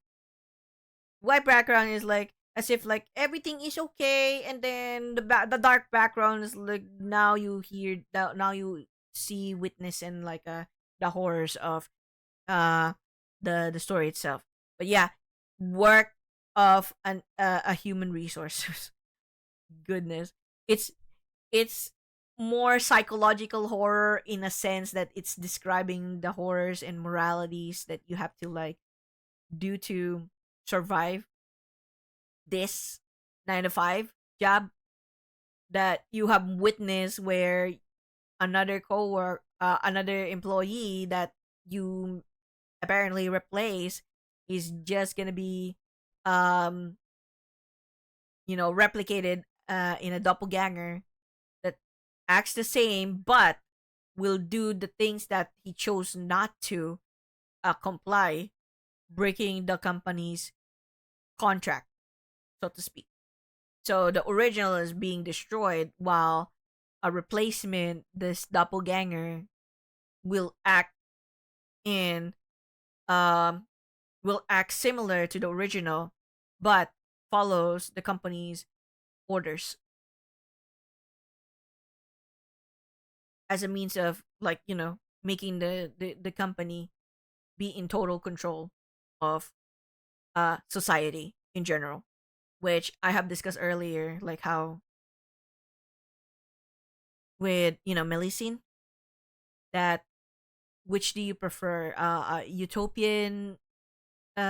utopia where everyone doesn't have the freedom to you know everyone has to conform to society for the sake of peace, or a dystopia where you still hold the freedom to be unique. And yeah, if you chose the latter, which is the dystopian one, definitely you'll be in trouble here with the SMYRNACORP, because they're apparently trying to control humans. That's why it's a inhuman resources. The next parts probably would like dive deeper into what are you gonna do as an actual employee. But yeah, if you wanna like if you wanna see more of this, let me know by liking. And you're gonna watch this on my YouTube channel soon. Yeah, like, subscribe me, give me a follow if you haven't. And yeah, we'll, if you like more, comment better so that I can like continue this down the line. But if you wanna like play this yourself, which is better, a support to to the game. It's available in all platforms. Go play it yourself. If you're into the choose your own adventure or choose your own narrative uh horror story. But so far it kind of hooked me, mainly because I've worked as an HR, so it's, for me, it's, yeah, that's something that I go through every day as an HR. It's interesting how you like have a map too. Like, why? So I guess you can like move around the map later on. You will know like which places are you going and whatnot. And yeah, so do you get like your college dropout card? Damn, that sucks. You have the specialization though. And what the fuck is this? The non-disclosure microchip.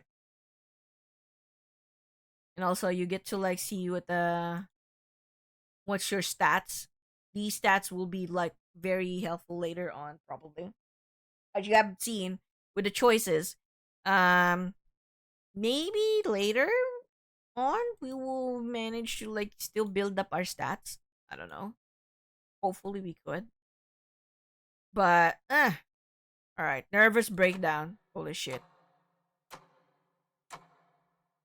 Alright, I'll leave it at that with the ticking of the clock, I wonder, can you like just, can you just like end the game like this? I guess. You know? Yeah, and as soon as you like return, you can like return to the game. But anyway, alright. That's it for now, folks. Thank you again for being here. Thanks for being here, bro. Lucky, Blabber, Ida earlier, and anyone else who tuned in, lurk on my stream. Appreciate all the lurks. Again, thank you to the publisher for giving me a key via Lurkit. And yeah, if you want to see more, I'll be uploading this on my YouTube channel. And don't forget to like, subscribe, maybe give me a follow on Twitch. If you want to see me live playing JRPGs, visual novels, Tommy games, and indie games here and there. Next week, it's gonna be my birthday week, so I don't know if I'll be playing tomorrow. I'm probably gonna be like resting a little bit. Tuesday, we'll see. Or maybe I could like play a little bit of like Tomodachi Life instead. And then over the weekend, I'm gonna go back to doing, well, it's gonna be my birthday stream over the weekend. Specifically on the 24th Eastern time, or 25th my time zone. I will do my birthday stream. I'll play Teachers with Love and Passion. And then maybe the next day, the following day, I'll do Tomodachi again. Will I play Persona 3 Reload over this whole week, work week? We'll see. I kind of want to do the Persona 3 Reload if I can. I'm doing Tartarus run, so I'm gonna see if like my audio will not lag or whatnot. You know, I guess that's my problem right now with P3. It's not that not a big deal if I'm just playing by myself, but if I'm streaming, it's awful because my audio stutters a lot when my CPU just like shoots up ridiculously high, and there's nothing I could do about it apart from upgrading my PC already. I can't upgrade right now. I gotta upgrade by next year. Yeah, I gotta save up for it. So we'll see. Maybe by then I'll, get back to all of the RPGs again. But all right, are we gonna raid someone at this hour? I don't know. Do we have anyone to raid at this hour?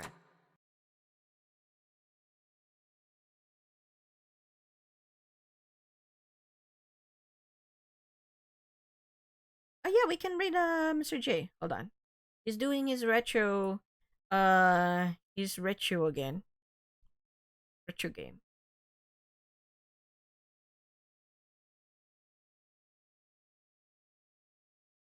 Post challenge celebration. He's just doing his post challenge celebration. All right. Let's do Mr. J.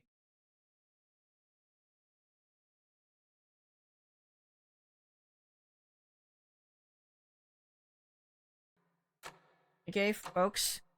I will be raiding Mr. J RPG, who's again just going through his post challenge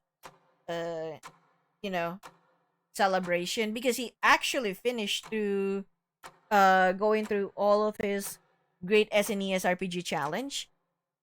That's 171